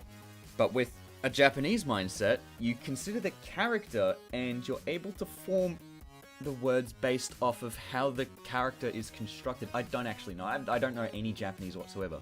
But the only other difference from that point is just reading either right to left or top down. Top down, right left. And that's basically, you know, the biggest differences between those two languages. And one of the best ways you can figure out how the comparisons between the two go is that you kind of look at place names, city names, country names, and things like that. Go to Google Maps and have a look at both your language's version and then their language's version and see if you can compare the two to see if you can figure out how the characters are supposed to be pronounced. So, and then try to also mimic the accent as well. That's also a good one. Anyway, yeah, so try to trace a line between the direction of origin. If I was trying to go from Dutch to Japanese, I'd probably have to go all the way through... let's just have a look at the map real quick. I'd probably have to go all the way through... Okay. And then I don't have to, like, speak fluently these languages, but I just have to kind of understand how their language is constructed, you know? So, I'd probably have to go... So, starting from Dutch, I would want to go to German, and then Polish, and then Ukrainian maybe, or Russian after that, and then see if I can learn either Kazakh or Mongolian, and then Chinese, maybe Korean, and then Japanese. So you want to go across the land border to try and find the new languages. It's going to be complicated and a long process to learn all those languages in a row, but you might find that once you've learned one language, it's not going to be too difficult to learn the neighbor's language, and then you keep going to the next one. The other direction, of course, could be potentially to go, Dutch, German, and then maybe Hungarian, Romani, maybe Bulgarian, down into Turkish, to then Arabic, and then you can skip a few countries, and then maybe Indian, maybe Singaporean, maybe Thai, and then Vietnamese, then, Thai, then Vietnamese, then maybe China, then Japan, or something like that. And again, I don't think you need to necessarily learn all the languages perfectly to speak them fluently, but you must be able to learn just the syntax of how they structure their languages. Because that's kind of like how language existed in the first place. Japan got their original character set from China, and then they made their own. So it is heavily based off of the Chinese character set. So if you learn Chinese, maybe even traditional Chinese, then you might be able to have an easier time understanding Japanese. Yeah. So that's kind of like the way you kind of want to go. English, it's kind of fucked because, like, you know, the origin of English is the United Kingdom, right? And they were invaded by fuck tons of people, and they just picked up different, like, parts of the words. Like, there's a lot of French in English, there's a lot of Italian in English, Latin in English, there's a lot of Germanic words in English, and all that sort of stuff. There's some, I believe, like, Danish Viking words in there, so Norse words in English. And, yeah, so it's sort of like a bastardization of a lot of different languages, and it doesn't really have its own identity. And the other thing is that it's geographically situated in lots of places in the world. So, you know, you speak English in the United States, in England, in Australia. Like, those are the three main places where English is spoken, and everywhere else it's a second language.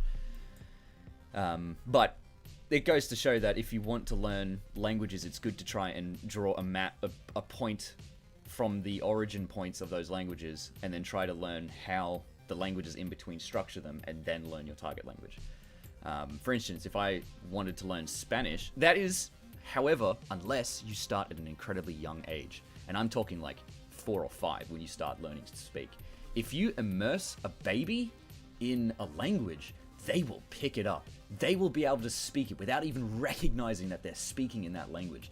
Children are learning machines. Genuine. If you took a baby from Australia, put them in France, you'd probably get arrested because you've taken a baby and put it in a different country. But that baby will grow up French. There's no ties to like where you've born in order to make a language seem easier. That baby will grow up French because they're in France and they're probably being taken care of French people after you get thrown in a French prison because you committed a crime. Unless you get deported back to Australia, that's it. And then if you took that 3-year-old from France and put him in Germany, again, you'll be arrested. But if you then took that 3-year-old and put him in Germany, he'll speak French for a little bit, but then he'll start picking up German words, and then he'll be able to speak German. And then if you keep reiterating the French lessons, he'll be able to speak French and German at the same time. Be able to swap between them easily. And by the time you're like 10 or 12, that's when your brain starts filtering out the absolute learning process, because you can't keep that up forever. Because of the fact that your brain was just going to overload with new information. But children are absolute learning machines, which is why you find people that can speak 5, 6, 7, 8, 9, 10 languages without even really thinking about it, because they probably grew up in maybe Central Europe and started speaking the languages of their surroundings, because they just had a lot of people that spoke different languages. And of course, it doesn't help that the languages in the surrounding areas are kind of similar to speak, but they are different and whatnot. But yes, have you heard about the Inter-Slavic language? I wanted to learn that one. Really amazing how most Eastern European languages can understand the meaning of words, having a lot of similar ones. Inter-Slavic languages seems to be, like, the way that you've described it is kind of like a uniting kind of language. Like, Slavic Common would be another one to say it, where you combine all the Cyrillic-speaking languages, Greek, Belarusian, Czech, Russian, Ukrainian, all that sort of thing, and you sort of take words from each of them. But since the syntax is kind of similar and the alphabet's very similar, it's easy to do that. I imagine that's what Inter-Slavic is, which, makes a lot of sense because you are geographically located close together and we have the ability to communicate instantly between all these countries. So it seems to make sense that there would be a generalized accepted language in that sort of block. And you might find that there's a lot of words in Inter-Slavic that is just what your language is, and so yeah, that's sort of like it's one of those things where it's like this is just how language progresses. The new words are being added and forgotten in all languages all the time. But the thing about Azerbaijan friend who speaks fluently both Azerbaijani and Russian because he was taught by his parents to speak both. He then learned a bit of Turkish, which was easy for him. Yeah, exactly right. So he might find that if he focuses on learning Turkish, he could then speak Arabic as well, or at least he could then learn Arabic as well, because you can draw a line from the Cyrillic languages to Turkish to Arabic, and then you can do that. Maybe even go through Persian as well if you want. I'm pretty sure that's how it works. Yeah, you can go straight from Turkey to Iraq and Saudi Arabia, or even Iran, and then Afghanistan. Where's Azerbaijan? There you are. Yeah, and Azerbaijan is also close to Iraq and Iran. I didn't know where it was. I'm sorry. I'm bad at maps. But then since he also knows Russian, he also might be able to learn like Kazakh or Czech or maybe even Mongolian at a stretch. Yeah, Mongolia uses a lot of the Cyrillic alphabet letters. And so maybe in learning that, you might be able to find a better way of learning Chinese. Maybe. I'm not sure exactly of the differences between that. It might be better to learn... where's that small country in between? Tibet. Tibetan, maybe. They might be able to... Or Nepal. But that's more going down to, like, India and Bangladesh and whatnot. So yeah, but you see what I'm saying. If you learn languages that are close to each other, you can then potentially spread out and learn other languages, and it's going to take you a long time, of course, but that's sort of like the general vibe of how you can do things. And when you learn multiple languages, you're then able to better understand how to form ideas in your mind. You may be better to be able to actually express those ideas as well. Because the more languages you speak, the more literate you may be. So yeah, if you can, honestly, if you are in high school, if you are 14, 15, I implore you, try to find your family history, where your lineage is, and then learn your heritage's language, because not only will you feel more connected to it, you're also going to open the planet a bit more to you.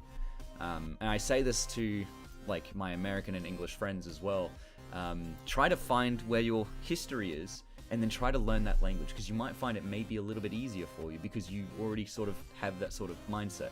You know, it's sort of like, but you've got a launching off point, and you might be interested as well, because again, you're kind of learning your history. That's why I want to learn Dutch, because, you know, my father spoke Dutch to me, and, or at least he had some Dutch thrown in there. Goedelijk schönig met hondenhaar. And my butchering of that, if you're Dutch, you'd be able to know what that is. Goedelijk schönig met hondenhaar. And then you might be able to find that you'll be able to learn it a bit easier. And the other thing as well is that if you are 14, 15, play with accents. Seriously, try fucking going ham on learning different accents and things like that. Because inside those accents hides the key to unlocking being able to speak those languages better. When you're a baby, you can make all the accents on the planet. Every single accent is open to you. As you get older, you know, about 24, 21, 24, 26, sort of that sort of age, you lose the ability to understand how to move your tongue and vocal cords and lips to make those different sorts of accents. If you go to, say, a 30-year-old American person that has only spoken English, then if you go to an American person who's only spoken English and try to get them to roll their R, they're not going to be able to do it. You know, you can. I can do that because I liked fucking with accents when I was younger. You know, arrivederci. You know, I could do that, and I can add that into words because of the fact that alrededor. I was doing that a lot. I realized I did arrivederci, which is of like really heavy rolling of arrivederci. And then I just went alrededor, which is Spanish, not Italian, but I still did the Italian sign. Anyway. Yeah, seriously, if you are young, learn your accents, and then that will make learning the languages a lot easier. Like French, for instance, as well. A lot of French people are very particular about how people speak French. So if you learn how to speak in a French accent, you might find that learning French would be a lot easier.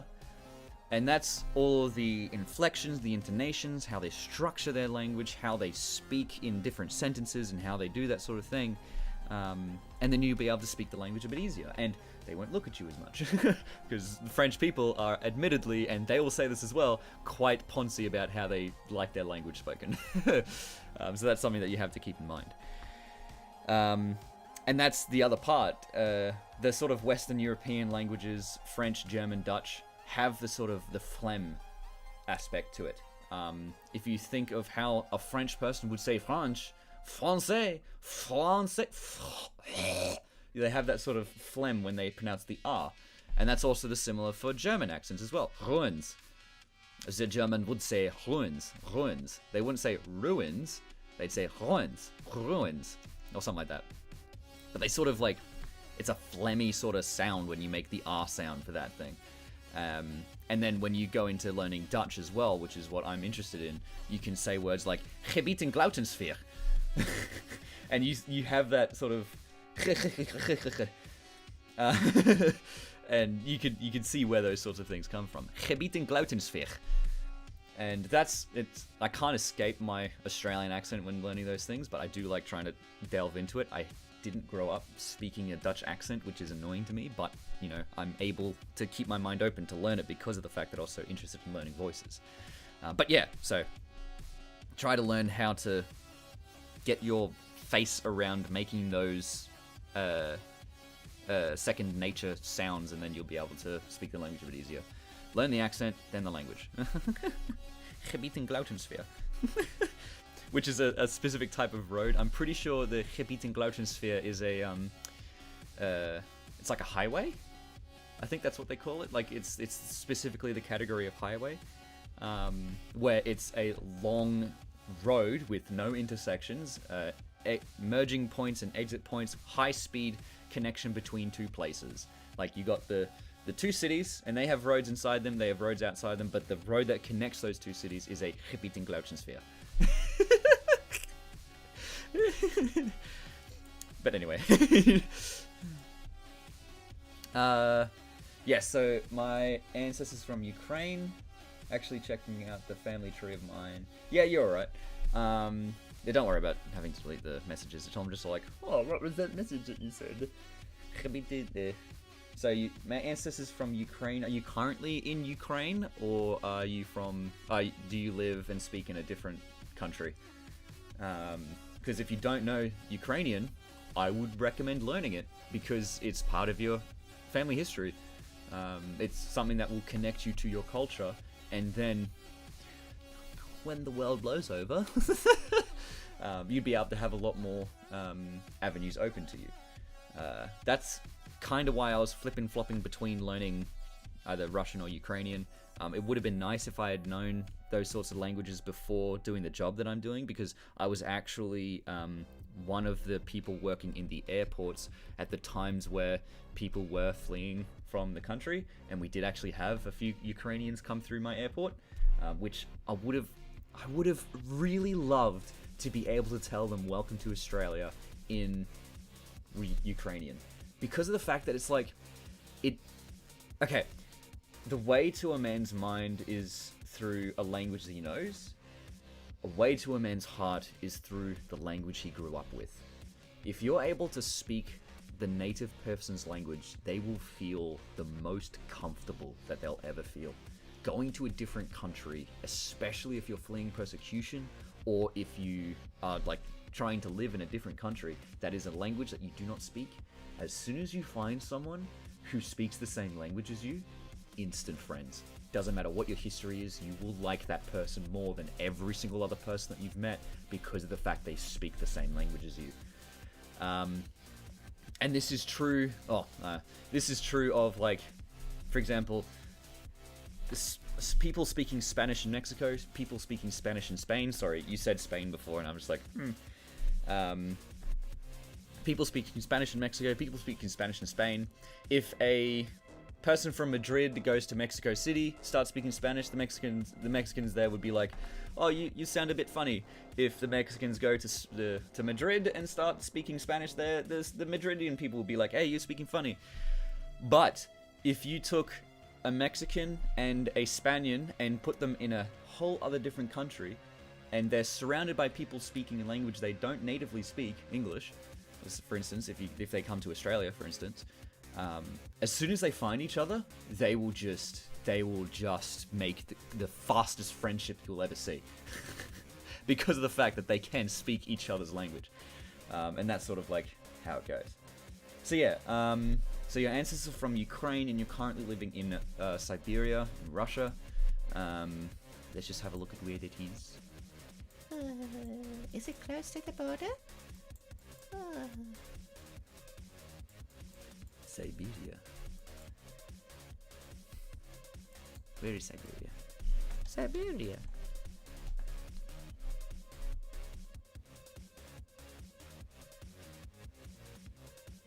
Or, oh, is it? Wait, is that just the name of, like, the massive province? Wait, hang on. It's not like highlighting. I don't know what it is. It's like, it looks like Russia is split into like provinces, like most countries are when they talk about things like states. Is Siberia the vast Russian province encompassing most of northern Asia with terrain spanning tundra, coniferous forest? the Ural, Altai, and Verkhoyansk. Verkhoyansk.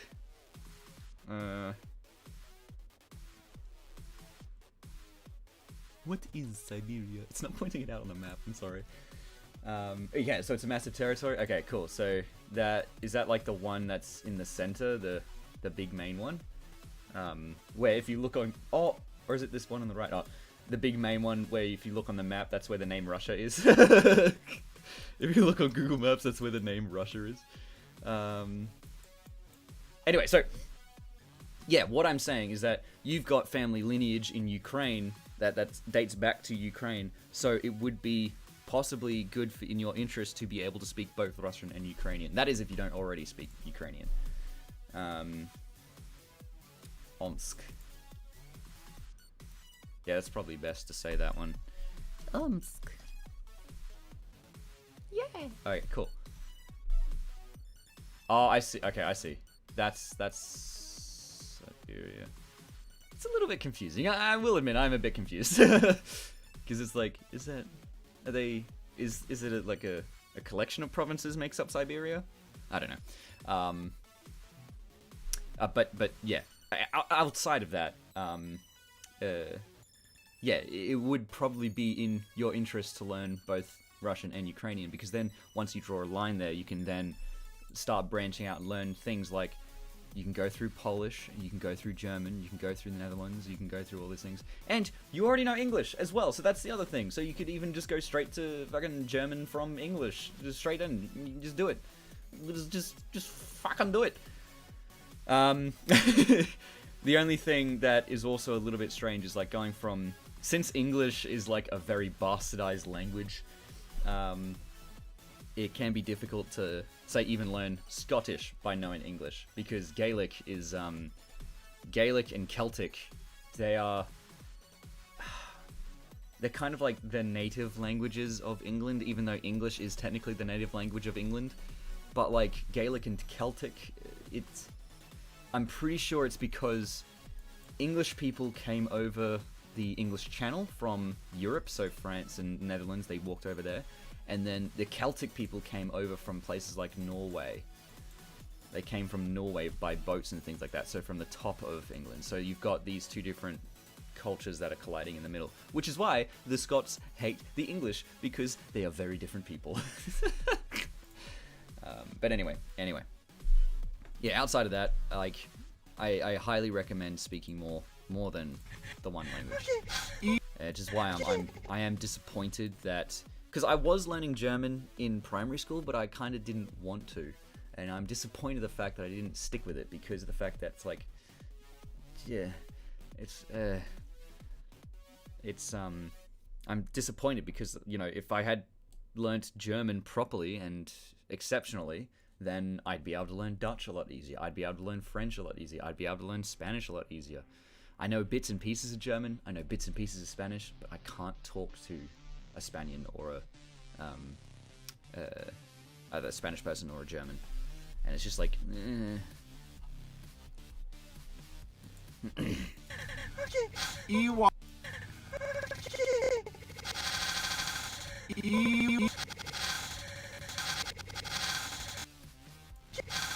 Okay, let's actually get back to what this stream is supposed to be about.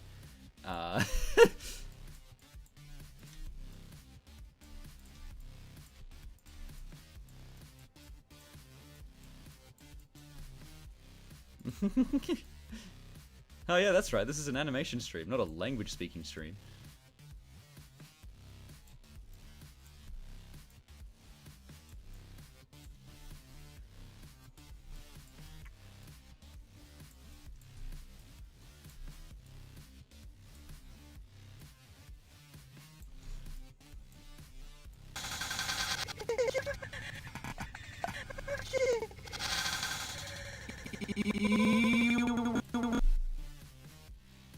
Yes.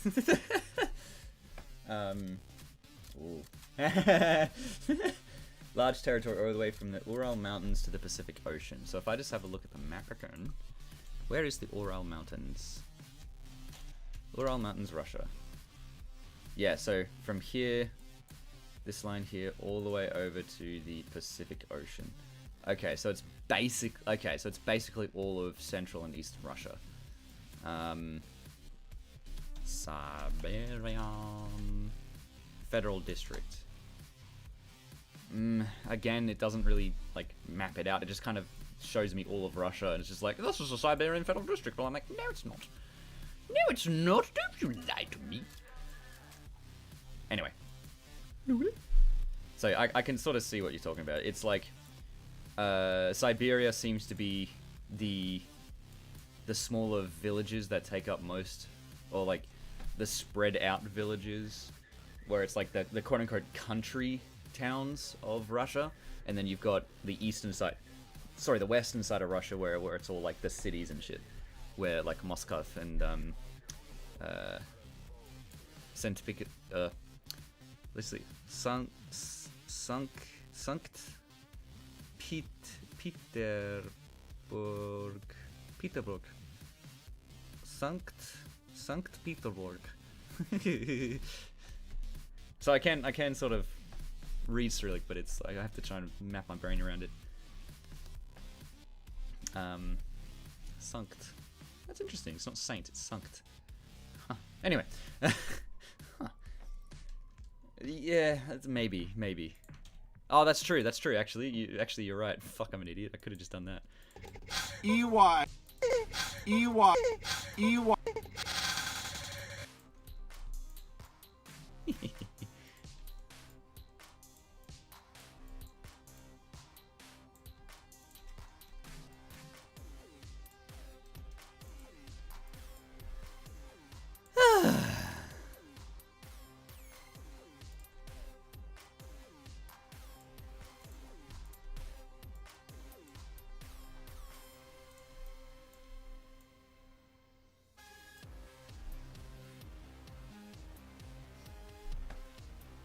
It's something we call here Central Russia is actually the west part. Yeah, that's fair, because it's like, you'd imagine it to be centralized around the capital city of Russia, which is Moscow, which is in the quote-unquote west of Russia.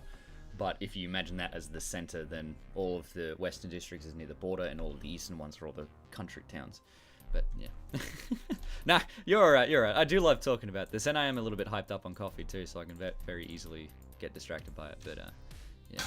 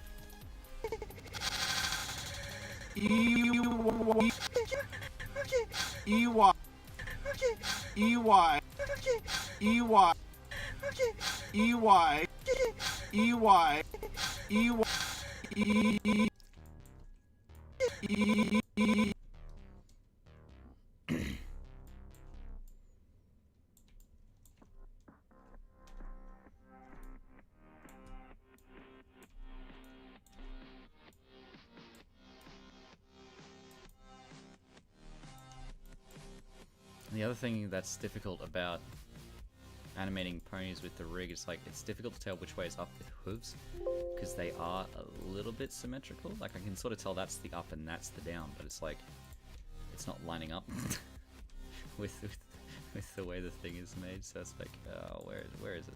Where is up and down? What the hell? What's going on?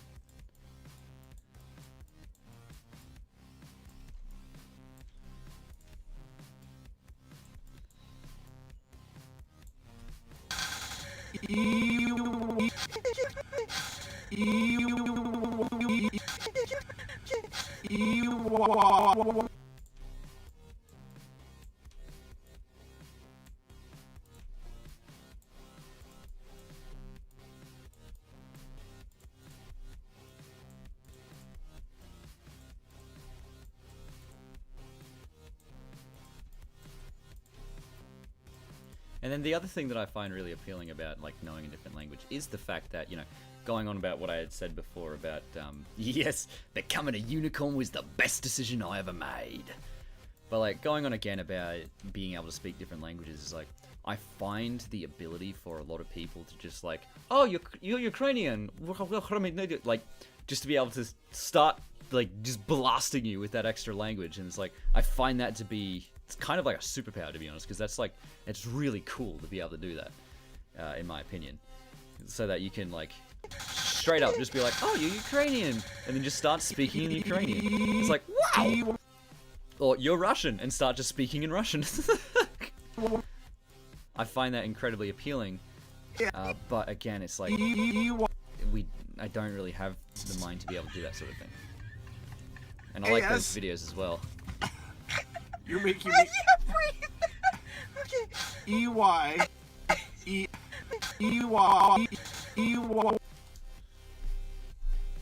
E.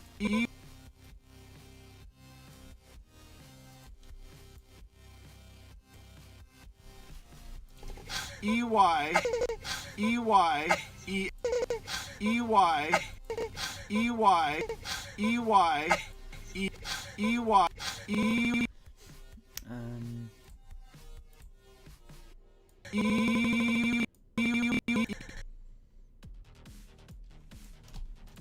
E-Y. E-Y. Okay. E-Y. E. Okay. E-Y. Okay, so here, I'm going to have her line up better.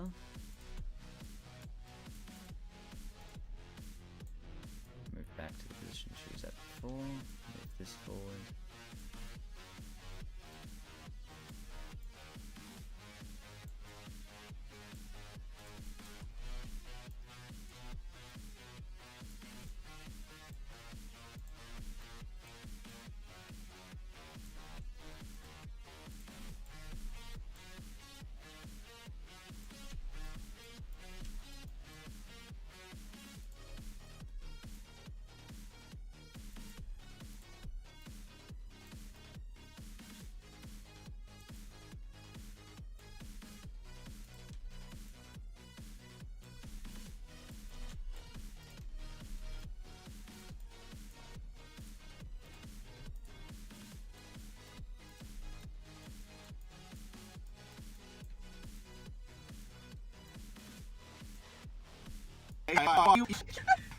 E-Y.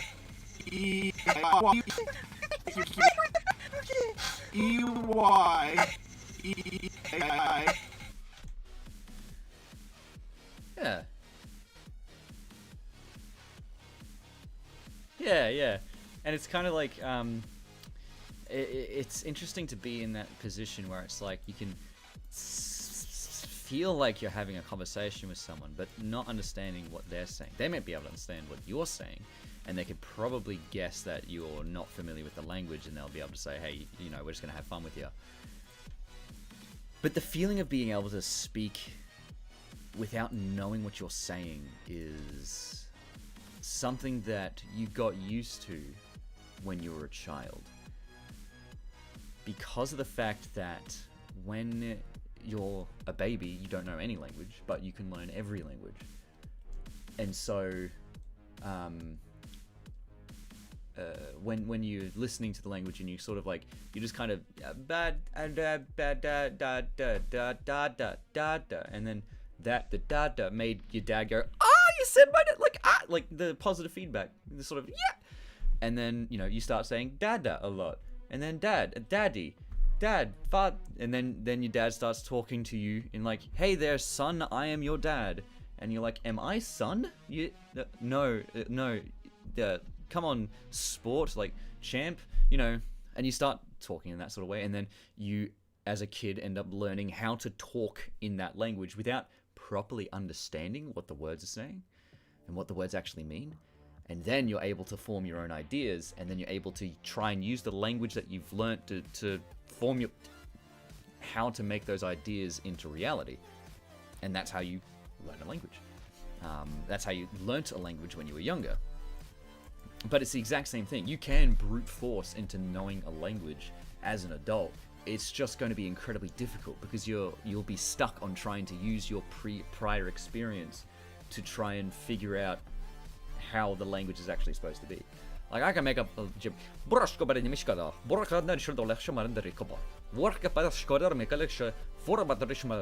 And based on the like accent I was using there, you could probably have found that there would have been some little sounds that sounded similar in your language, and you probably went, wait, did he? Hang on, did he on purpose? And then, you know, I could keep going, and then just sort of trying to brute force my way into learning the language based on how people react to what I'm saying. And, you know, you could sort of like end up speaking the language without knowing anything about what the actual language means. And then you could kind of like, the way I'm thinking of it is this one D&D little skit of this bear who had an incredibly high charisma because he was able to bluff really well to make people think he's actually talking in English, just making bear noises.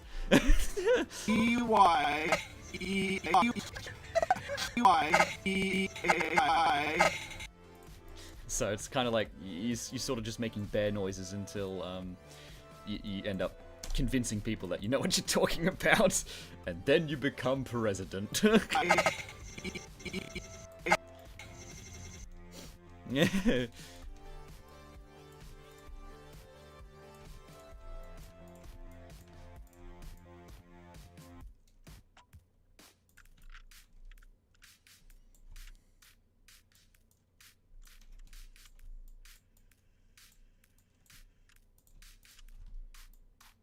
Yeah, I thought so.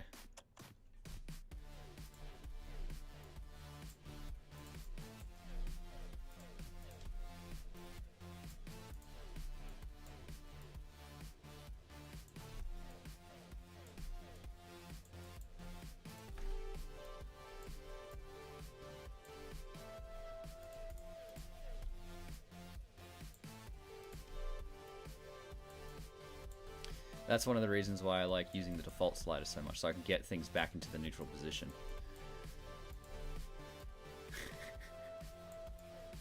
You can't date female guards. Oh, sorry, I said that in the male voice. Can the new guy ask you veterans a few questions about the prison?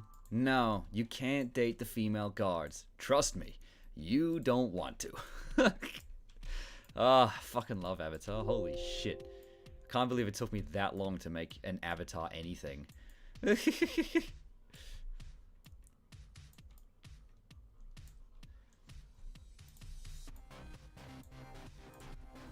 I can recite most of the animations that I've made by heart, so long as they've been made in like the last 5 or so years.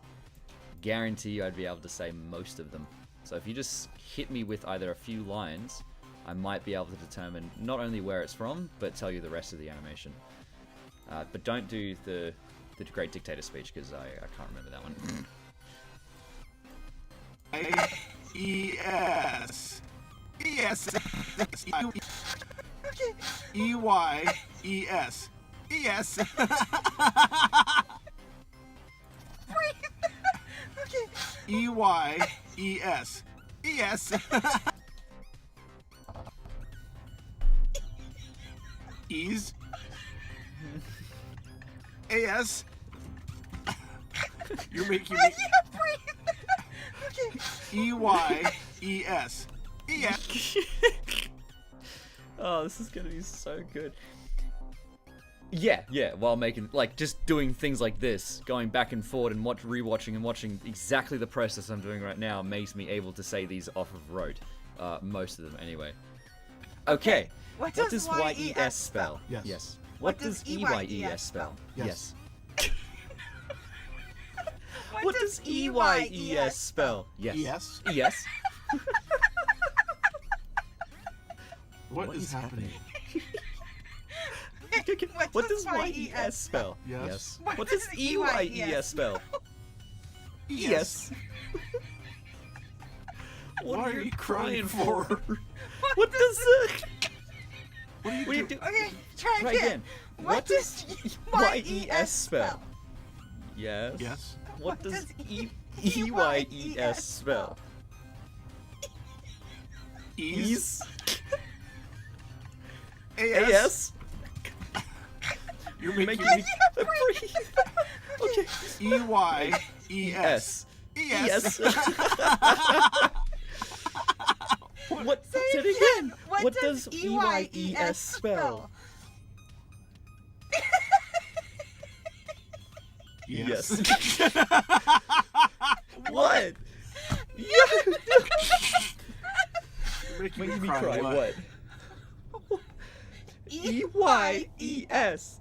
E-Y-E.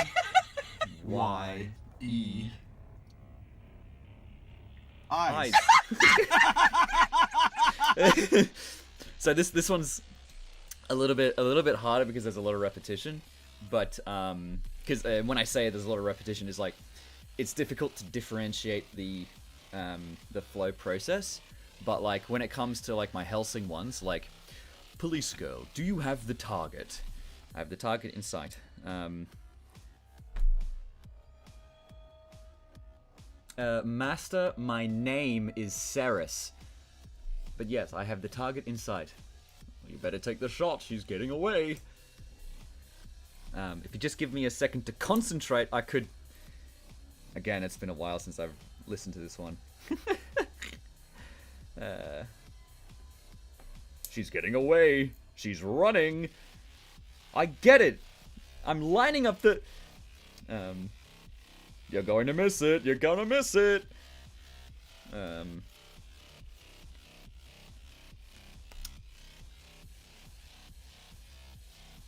Police go. Police go. There! I took the fucking shot. She's dead. There's blood everywhere. Oh, you were just a treat. Bing. So that's that one. And then there's there we are, a regular 2-bedroom. Hilarious. No, I want the penthouse. I'm sorry, sir. Penthouse is currently booked out by Chevy Chase. I said, you're going to give me the penthouse. I'm going to give you the penthouse. And you're going to kick out Chevy Chase because he's an asshole. And I'm gonna kick out Chevy Chase because he's an asshole. See this Frenchie? I can make him say whatever I want. White Chicks was amazing. White Chicks was amazing. He believes it too. Yeah. So, yeah, the difference between like one I animated a long time ago and the one that was quite recent is just like, yeah, I can do it based off of rote. Okay, what does Y-E-S spell? Yes. All right, so let's have a look at what I've done. This is probably going to be it for the animating today, but let's just have a quick look. Okay, what does Y-E-S spell? Yes. What does E-Y-E-S spell? Yes. I'm gonna have to do Bright Max animations What after does this E-Y-E-S spell? next stream. Yes. What is happening? What does Y-E-S spell? Yes. What does E-Y-E-S spell? Yes. What are you crying for? What does it... What are you doing? Okay, try again. What does Y-E-S spell? Yes. What does E-Y-E-S spell? Ease. A-S. You're making I me... can't breathe. Okay. E-Y-E-S. I'm happy. So the those are just the procedural bones, and the reason why they are twitching so much Okay. is because of the fact that it's trying to calculate the movement between one point and the other point, which is like a massive thing of like just instantaneous movement, which makes it go like, oh, so the ear is up here, and then now it's over here, but it's got to move this way a bit, and then oh no, but it's still here, so it's got to move that way a bit now. And the next frame is going to go like down, and then the next frame is going to go back up again, and the next frame's oh no, it's moved here. Okay, so now the next frame is going to go, and then the next frame, and then the next frame, and then it sort of like gets into a locked position where it will twitch between the 2 points because it's trying to figure out how to get it properly. And that's why you'll find Okay. this What motion does here. YES spell? Yes. What does EYES spell? Yes. What does EYES spell? Yes. So, yeah. And of course, the greater the instantaneous snapping motion, What is happening? the harder the thing will move. So, What does YES spell? Yes. so What the does smoothness EYE? of the animation. This is just the blocking stage. This is stage one of the this is stage one of my animating process, and this is essentially a 3D storyboard for what I want the characters to be in any given point in time. This is something I've never done before in my animations so far, but it's something that's kind of critical if you want to actually learn animation as a trade. So this is what blocking is useful for. Yes. It's able to understand where you want the characters to be in each scene, and then once you've done the blocking, you can then do pretty much all the other things surrounding it. You can do the camera motions, you can do the scenery build, you can do all that sort of stuff because you have the general idea of where the characters are going to be. And this is exceptionally important if you are working on a team and you have multiple people doing different things, because if you want to do the way that I previously animated, where I'll just do the final pass as the first pass, then it's going to take a hell of a lot longer, and you've got so many people that are just doing nothing whilst you're doing this massive work on the motions.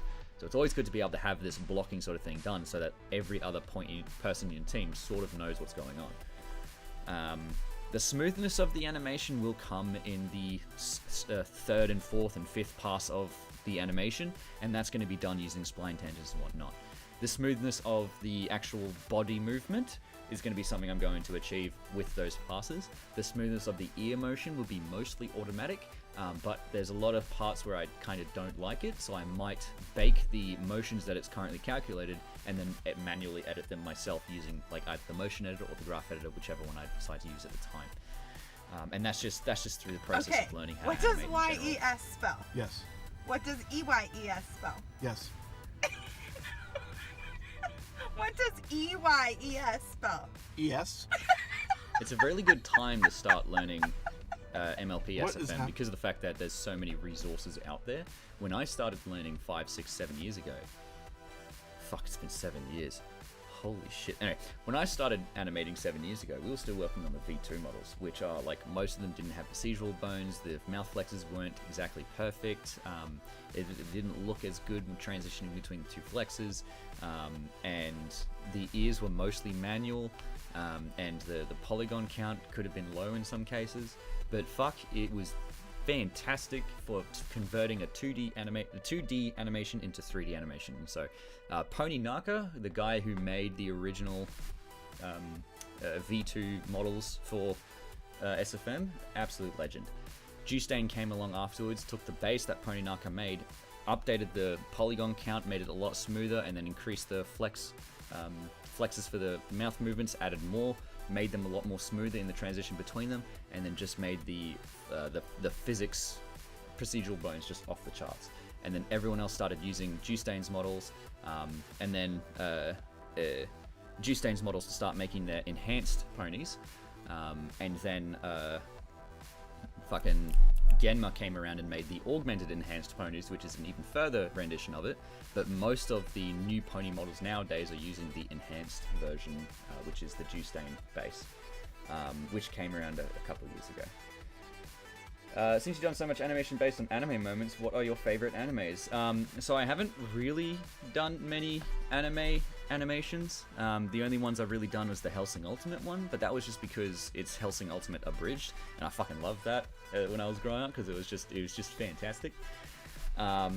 When it comes to anime, I haven't actually really watched much of them, but I love Death Note. Was one that I had originally only ever seen as the Netflix original live adaptation, which as soon as you say that and say that that's the only one I've seen, you'd be like, you absolute what? How dare watch the anime right now? And that's basically how that happened. And so, yeah, I watched the original anime and I really enjoyed it. It was fantastic. And then I also watched a bit of Naruto growing up. I watched a bit of Yu-Gi-Oh growing up. But I don't really remember most of them and I don't really have any fond memories of them. Avatar was the biggest one from my childhood that I still absolutely adore nowadays. but that's not entirely really anime. It's a Western animation from a South Korean animation studio, so it's kind of like you can sort of call it anime, but it's not really because it's a Western story told by South Korean animators, and yeah, it's a bit weird. But I would still sort of technically count it, since technically speaking, anime is just the Japanese word for animation. So fucking fight me, you dick. And then other animes I've seen. Pokemon is another one. I grew up on that one. That was also really nice. And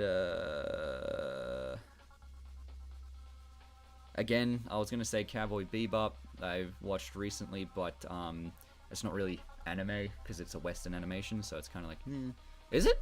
Hang on, wait a second.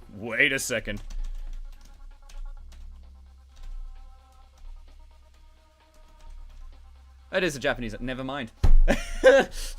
It is anime. Never mind. I just thought it's a space spaghetti western, and so I'm just like, oh, it's a Western animation. No, it's not. I'm an idiot. Anyway, and One Piece was the other one that I've seen.